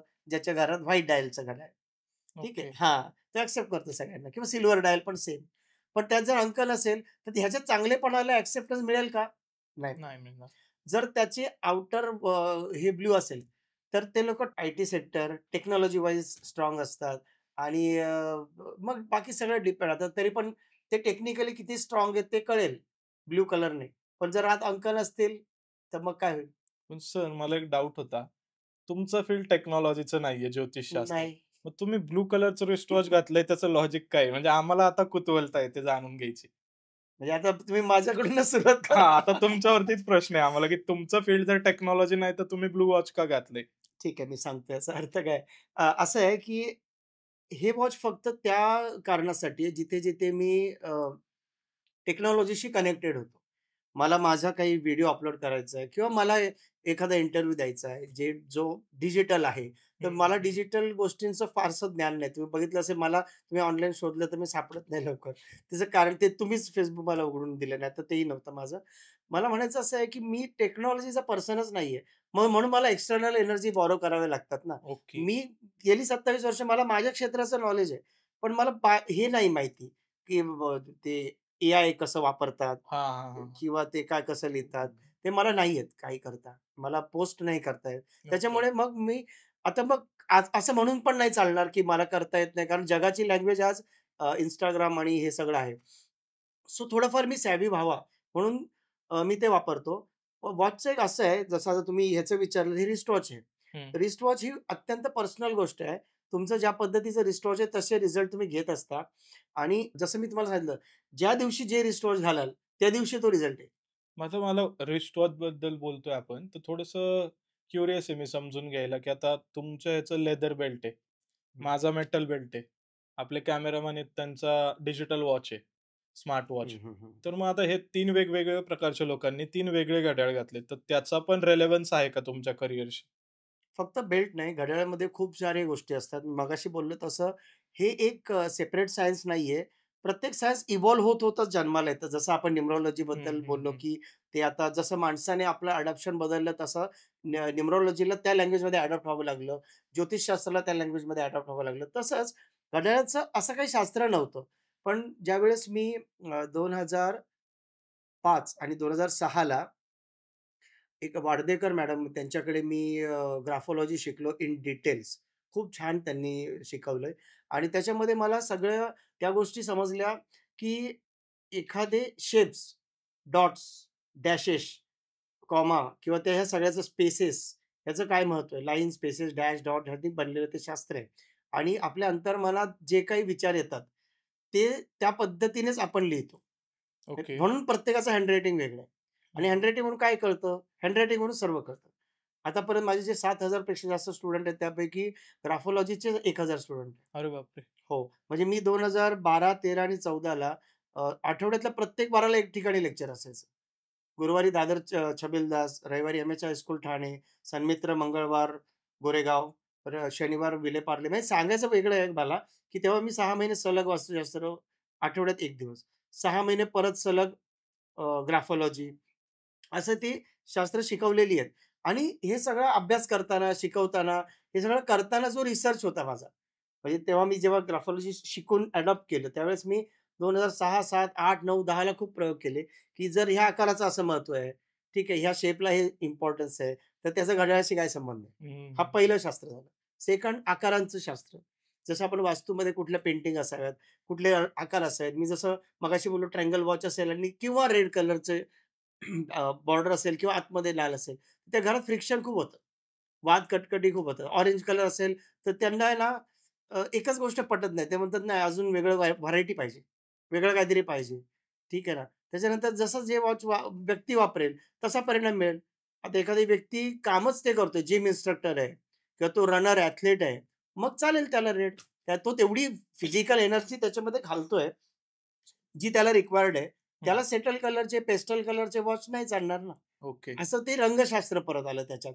चित्रशास्त्र आलं. हं. ग्राफोलॉजीचं सायन्स आलं आणि घड्याळ म्हणजे ते त्याचे अ, आपण काय म्हणू पार्ट्स, भाग, घड्याळाचे भाग. मग त्यात बेल्ट कसा असेल, व्यक्ती कसा असेल. डायल कशी असेल, चौकोनी आहे, गोल आहे, हेक्सागॉन आहे, पेंटागॉन आहे, लंबगोल आहे, आडवा आहे, उभा उंच आहे, आडवा रेक्टँगल आहे, है ना? किंवा ओव्हलमध्ये आडवा आहे. हं, हं. त्याच्यानंतर त्याचा आकार काय? मोठा आकार आहे, मीडियम आहे. 4 प्रकारचे आकार असतात. एक असतो स्मॉल साइज म्हणजे आपली जी रिस्टची साइज आहे. आता हे बघा रिस्ट वॉचला कोणताही स्टँडर्ड नियम नाही. त्यामुळे तुम्ही मला विचारलं, की रिस्ट वॉच कुठलं घालू? त्याचं सोपं कारण सांगतो. एखाद्याचं अॅम्बिशनच छोटं आहे. त्याला आपलं तेवढ्यात करायचंय. तो एका गावामध्ये बाजाराच्या दिवशी तो लावतोय स्टॉल किंवा रोज त्याचं काम करतोय आणि त्याचा गल्ला तो समाधानी आहे. तर त्याला तुम्ही लगेच मोठं डायलचं घड्याळ देऊ नका. समाधानी व्यक्ती आहे. तो छोटं काम करतोय आणि त्याला त्यातच काम करायचंय. म्हणजे काय तुम्हाला समजलं आता इथे, की पर्सनच्या रिक्वायरमेंट प्रमाणे घड्याळ आहे. ओके. मग कळलं. तेच तुम्ही एखाद्या कॉर्पोरेट एम्प्लॉयीला दिलं, त्याचं प्रमोशनच होणार नाही.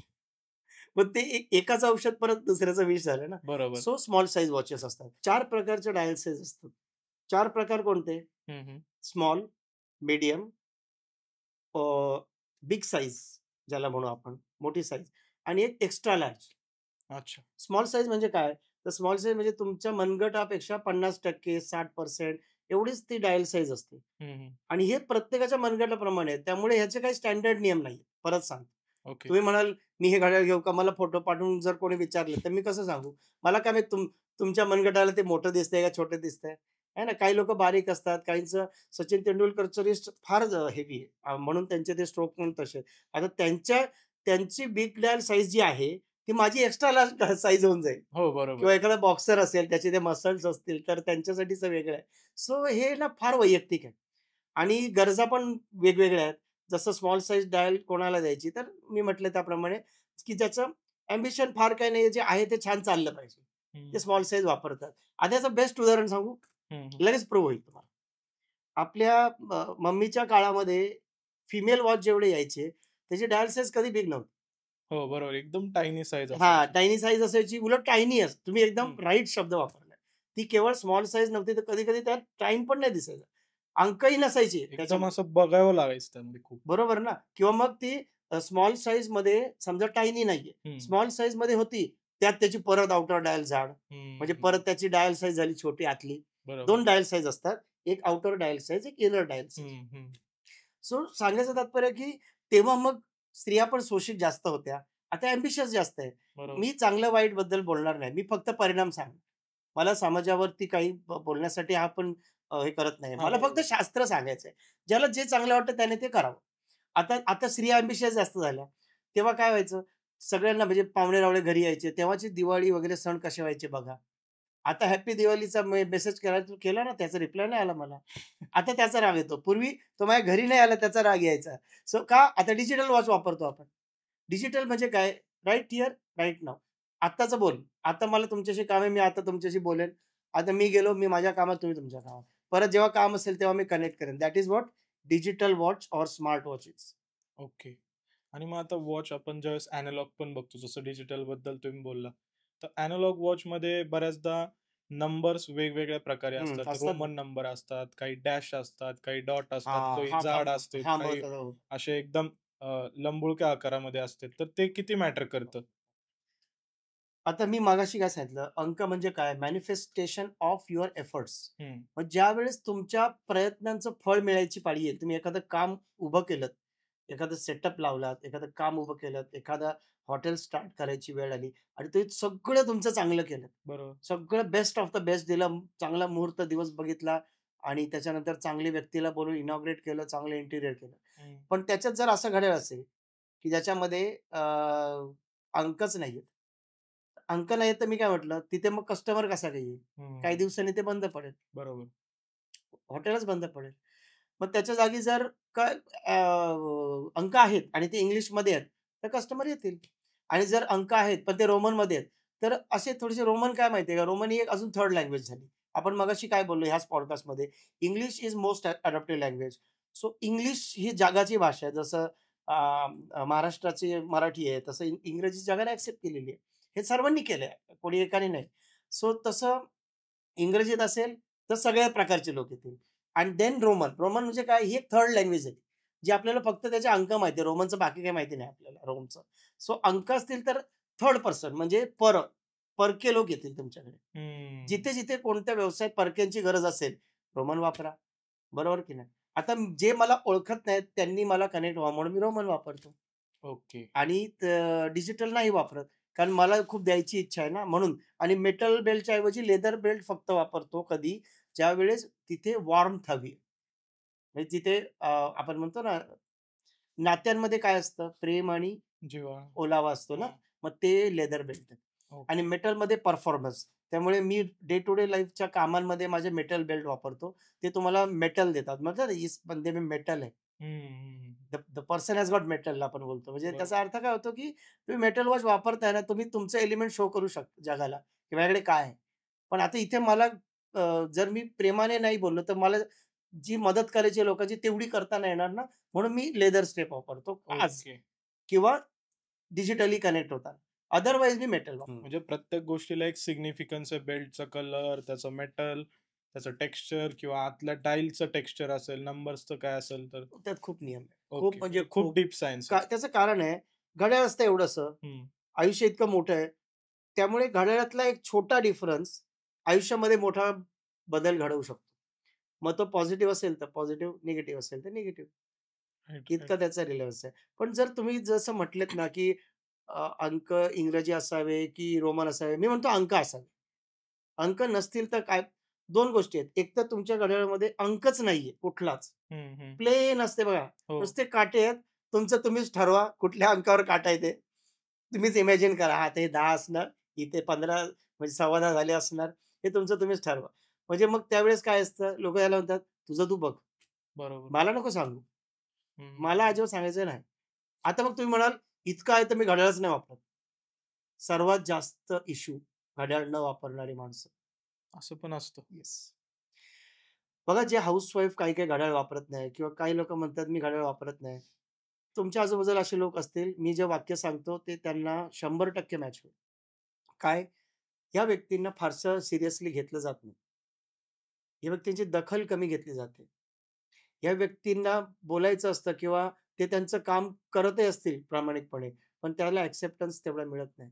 ॲप्रिशिएशन मिळत नाही. मुख्य वर्ड तर तोच आहे, की ॲप्रिशिएशन मिळत नाही. म्हणजे फक्त एका घड्याळावरून माणसाचं पूर्ण ओव्हरऑल गोष्टी बदलू कारण शकतात. आपण म्हणतो ना, ह्याची वेळ चांगली चालू आहे का ह्याची वेळ वाईट चालू आहे?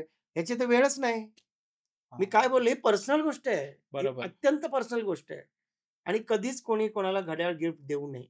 ओके. डिपेंडंट आई-वडील, डिपेंडंट चिल्ड्रन आणि नवरा-बायको एकमेकाला देऊ शकतात. कारण घड्याळ ज्यांना तुम्ही गिफ्ट दिलं, त्यांनी ज्यावेळेस ते बिघडेल ज्या दिवशी, त्यावेळेस तुमचे संबंध इतके बिघडलेले असतील, की ते परत रिपेअर नाही होणार. अरे बापरे! हो. त्याच्यामुळे ते हे बघा घड्याळ हे फार सीरियस शास्त्र आहे. हं, हं. पण तुम्हाला त्याच्याबद्दल माहिती असायलाच हवी. जेवढी मी सांगितली तेवढी तरी माहिती असायला हवी. त्याच्यामध्ये अंक घ्या. हं, हं, नाही हं. मिळाले अंक तर 12, 3, 6, 9 हे अंक तरी घ्या. ओके. हां आणि अंक अखंड घ्या. त्यामध्येच मला एक छोटासा प्रश्न असा होता, की जसं घड्याळ प्रत्येकाचं पर्सनलाइज आहे तुम्ही बोलला. जन्मतारखा 2 जुळे भाऊ असतील किंवा 2 जुळे बहीण-भाऊ जे पण आहे. तर त्यानुसार त्यांची जन्मतारीख तर एकच आहे. मग एंजल नंबर वगैरे आपण ज्यावेळेस कॅल्क्युलेट करू, सगळे घ्या. सगळं एक येणार. मग त्या लोकांनी सेम घड्याळ वापरले तर चालतं? नाही, असं नाहीये. पहिली गोष्ट सांगतो. जुळ्या भावांचा किंवा भावंडांचा तुम्ही विषय घेतला ना, हा खूप महत्त्वाचा विषय आहे. बऱ्याच लोकांना प्रश्न पडतो, "अरे, हे दोघे तर एकाच जन्मतारखेला बरोबर, जन्माला आले, मग त्यांची लोशू ग्रेड पण सेम बनणार आहे. ते जे अंक लिहायचे बरोबर. जिथे-जिथे ते सगळे सेमच येणार आहे. मग त्यांचे मिसिंग नंबर पण सेम आहे. हं, मग हं. त्यांचं लाईफ सेम पाहिजे." एक्झॅक्टली. नाही, असं नाही होत. एका तारखेवर हजारो लोक जन्माला येतात. ठीक आहे. समजा एका तारखेवरती कोणतरी अरुण जन्माला आला. आता त्या तारखेवर जेवढे जन्माला आले सगळ्यांचं नाव अरुण आहे का? नाही. मग त्याचा नावाचा मूलांक बदलला. पहिला मेजर बदल.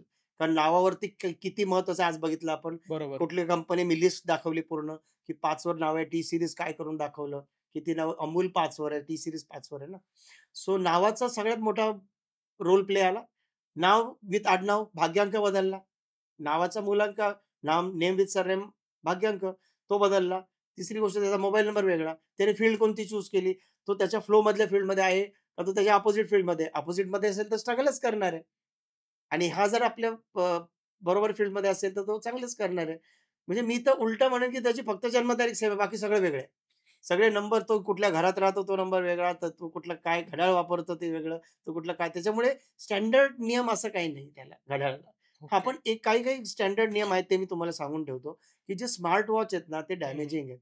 स्मार्ट वॉचमुळे काय होतंय, की तुम्ही फक्त कामापुरता संबंध ठेवता आणि इतर वेळी तुम्ही डिजिटली विश केल्यावरती तुम्हाला वाटतं झालेलं आहे सगळं म्हणून. हं, हं, तो हं. जो एक म्हणजे सामाजिक भान जर आपण बघितलं, तर त्याच्यामध्ये आता डिजिटलायझेशन झालं सगळं.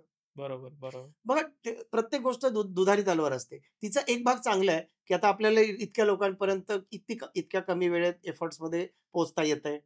हा त्याचा चांगला भाग झाला.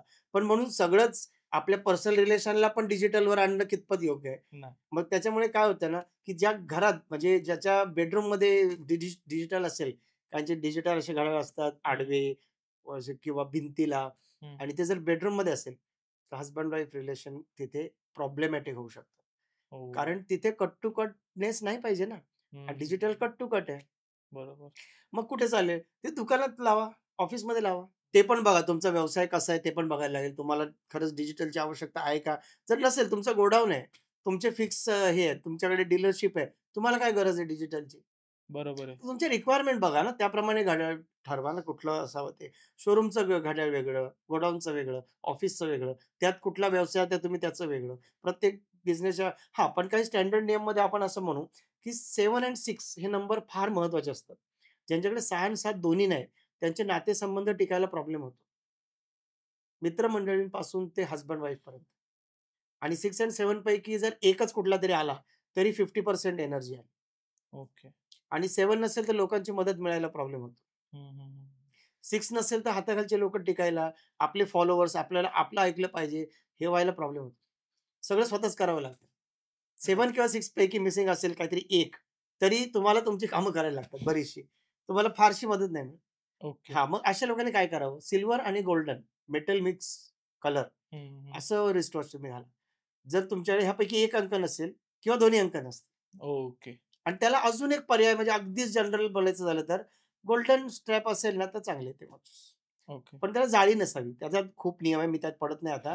कारण तो माझा सिलेबस 10 तासाचा आहे शिकवण्याचा. अरे बापरे! हां. पण आता मला एवढंच म्हणायचं आहे, की त्याला जाळी नसावी. आता एवढं सांगतोय तर पुढचं एखादं चुकू नये म्हणून सांगितलं मी, हां, हां. की तुम्ही गोल्डन मेटल बेल्टचा स्ट्रॅप घेतलात तरी तुमच्या लाईफ पण तुम्हाला आपल्याला उपाय द्यायचे तर चांगले उपाय देऊया. तुमचे एफर्ट्स गोल्डन होऊन जातील आणि तुमच्या त्याच्या जाळी नसेल तर ते चांगलं आहे. पट्टे चालतील, काही चालेल. पण मेश नको. मेश म्हणजे कळलं ना? कळलं. इंग्रजीत मेश, मराठीत जाळी. पूर्ण होल-होल असतात बघा काही. असं असं बघितलं बारीक असो, जाड असो. असे होल-होल दिसणार तुम्हाला लाईटमध्ये धरल्यानंतर. ते घड्याळामध्ये काहीच उपयोग नाही ते घड्याळ. ज्याच्या मेषचं घड्याळ आहे ना, त्याच्या लाईफमध्ये मेष तर आहे. आता कारण आपण वक्त, समय समय कैसे करेक्ट. चालू है दिखाएगा. तर समयवरनं मला एक डाऊट होता, की आपण नेम न्यूमरोलॉजीवर आज बेसिकली स्टार्टिंगपासून चर्चा करत आलो. आता हां. ग्राफोलॉजीमध्ये आलो आपण, वॉचेसवरती चर्चा केली. तर एका ब्रँडचं नाव आहे किंगफिशर. ती एका पर्टिक्युलर बिझनेसला फेव्हर करते. दुसऱ्या बिझनेसमध्ये लॉस होतो. हं. मग ते पण डिपेंडेबल आहे का हो, आहे फॅक्टर्सवरती? ना, आहे ना. किंगफिशर बद्दल मी एक काम करतो. कारण माझा आहे मालक ना, तर एकच आहे मालक एकच आहे. कलर पण सेम आहे ब्रँडचा. ब्रँडचा. आपण बिझनेस कन्सल्टिंगचं काय बोललो, की तुम्ही पूर्ण सगळ्याच गोष्टी हे पाहिजे ना, फॉलो केल्या पाहिजे. बघा इथे ना मी ऑलरेडी एक लेक्चर जे आहे माझं क्लासमधलं आहे. पण मी ते YouTubeला पोस्ट केलेलं आहे. त्याचं नाव आहे ओके. Business names. तर त्याची प्लीज तुम्ही लिंक हो, शेअर करा. नक्की, नक्कीच त्याच्यात शेअर अजून करू माहिती आपण. मिळेल म्हणून. मी आता उत्तर देणारच आहे. हो, आपण कमेंटमध्ये पण पिन करू आणि डिस्क्रिप्शनमध्ये पण टाकून देऊ लिंक. ओके. चालेल, चालेल. मला असं म्हणायचं आहे, की त्याच्यामध्ये पण मी सांगितलं आणि आता पण सांगतो, की त्याच्यात मी 2 केस स्टडी घेतल्या होत्या. व्हिडिओकॉन आणि किंगफिशर. तर व्हिडिओकॉन हे नाव 2 वर जातं. कसं ते आता फॉर्म्युला आहे तुमच्याकडे. हो. तुम्ही स्वतःच कॅल्क्युलेट करू शकता. 2, 4, 8 हे स्ट्रगलिंग नंबर आहे. त्यामुळे त्यांनी काही काळ व्यवसाय केला. ते इनोव्हेटिव्ह पण होते. कारण 2 अंक आहे ना हं, इनोव्हेशनचा. हं. त्यांनी केलं. पण एक टाईम आला, की ती कंपनी बंद. बरोबर. त्याचं कारण काय झालं, की त्यांचा स्ट्रगलिंग नंबरवर होता ऑलरेडी. तशीच किंगफिशर ही कंपनी होती. हं, तिचा टोटल येत होता 8. हं, हं. बरोबर? आणि ती प्रामुख्याने 2-3 महत्त्वाच्या व्यवसायांमध्ये होती. त्यातला एक व्यवसाय होता एअरलाईनचा. ठीक आहे. दुसरा व्यवसाय आहे लिकरचा हं. आणि तिसरा त्यांचा फॅशन शो वगैरे ते असायचे आणि त्याच्यामधल्या त्यांचे ते कॅलेंडर्स वगैरे फेमस व्हायचे आणि बरोबर. ते इव्हेंट्स करायचे. असे हं. काहीतरी माझ्या माहितीप्रमाणे मला खूप थरो स्टडी नाही. हां, पण हो. त्याच्यातले हे 2 सगळ्यांना माहिती आहे. हं. एअरलाईन फेमस आहे आणि लिकर लिकर फेमस आहे. बिझनेस. 8चा मित्र कोण? मागच्या पॉडकास्टमध्ये सांगितलेला 6. अच्छा. 6चा व्यवसाय काय? 6 शुक्र आहे. हं, हं. शुक्र मदिरा आहे. ठीक आहे. आणि शनीवरून म्हणजे ज्योतिषशास्त्रामध्ये शनीवरून पण लिकर बघतात. ओके. हां, म्हणजे जे ग्रहांना ॲट्रिब्यूट दिलेले आहेत ना, हं, हं, हं. त्याच्यामध्ये. आपण बघतो एखादा जो समजा शेट्टी आहे किंवा एखादा अण्णा झाला आपल्या किंवा ओळखीचा कोणी जर त्याचा रेस्टो बार असेल किंवा त्याचं जर वाईन शॉप असेल आणि तो जर चांगलं काम करतोय, तर त्याचा शनी कुंडलीमध्ये चांगला आहे. ओके. म्हणून किंगफिशरची टोटल 8 येते आणि त्याचा लिकर बिझनेस व्यवस्थित चालतो. हो. आणि शुक्र म्हणजे अ, ब ते प्रीमियम ह्याच्याबरोबर विकलं जाईल, असं आहे. आणि त्याच्यानंतर दुसरी गोष्ट एअरलाईनला मात्र ते सूट झाली नाही. कारण शनी आहे ना, शनी कसा ग्रह आहे? जज, वकील, न्यायदान, स्ट्रिक्ट आहे ना, एकदम कठोर. एकदम कडक कडक आणि कठोर आहे. आणि एअरलाईन इंडस्ट्रीमध्ये काय असतं, एन्जॉयमेंट, फन, हं, शिवाय त्यांचे ते इव्हेंट पण, फॅशन शो हे सगळे फन अँड एन्जॉयमेंट. हं. शनीला काय आवडतं? डिसिप्लिन. बरोबर. मी आलो की कोर्टरूममध्ये सगळ्यांनी उभं राहायचं, मी सांगितल्यावर बसायचं, मोबाईल सायलेंटवर करायचे. त्याच्या विरुद्ध इकडे सगळी मजा चालू आहे, पार्ट्या चालू आहे, सगळं चालू आहे. सो त्याच्यामुळे त्यांना ते हे नाही झालं, सूट नाही झालं. ओके. म्हणजे एकच नाव असलं तरी कलर पण बिझनेसवर ते सेम होता डिपेंड ना. करतं. बरोबर. म्हणजे कलर पण दोन्हीचा सेम कलर आहे. सेम होता. नक्की, नक्की. येस, ही येस. खूप महत्त्वाची गोष्ट आहे. म्हणजे ह्यानी बऱ्याच लोकांचे डाउट क्लिअर होतील त्यात आपल्या, अजून की डिटेलिंग आहे. थोडं सॉरी मध्ये बोललो. हां, त्याच्यात त्याचा कलर त्यांनी लाल घेतला. लाल कलर मी कोणाचा आत्ताच सांगितला. फूड इंडस्ट्री जे नाही स्वीटॉक्स म्हणून नाही. वगैरे. एक अंक सूर्याचा लाल आहे. हां, हां. तुम्ही जेव्हा सूर्य. सांगितलं कोणी कुठले कपडे घालावेत, ते आजच्या बरोबर, बरोबर. पॉडकास्टमध्ये सांगितलं, की त्यांनी लाल कपडे घालू नये सांगितलं 8 वाल्याने. आणि हं, या 8 अंकाचा नंबर ज्या अक्षराचा येतो, ज्या किंगफिशर शब्दाचा येतो, त्याला लाल कलर देऊन ठेवला. हं. आणि ते एअरलाईनवर मोठमोठ्या अक्षरात लिहिलं त्यांनी. बरोबर. ते पण एक डॅमेजिंग झालं त्यांचे. असे राइट. त्याचे बऱ्याच गोष्टींनी आपल्याला सांगता येतं किंवा आधीच करेक्शन करून घेता येतं. म्हणून तर दरवर्षी समजा 100 व्यवसाय चालू होतात, त्यातले 80 2 वर्षाच्या आत बंद पडतात. हं. 20च उरतात. त्याचं कारणच ते. नाही म्हणजे खूप डीप सायन्स आहे यामध्ये, की तुम्ही हो. कुठला व्यवसाय चालू करताय. हं. फक्त नाव ठरवून चालत नाही. बघा त्याचा रंग कोणताही सायन्स तुम्हाला सूट डीपच आहे ना. झाला.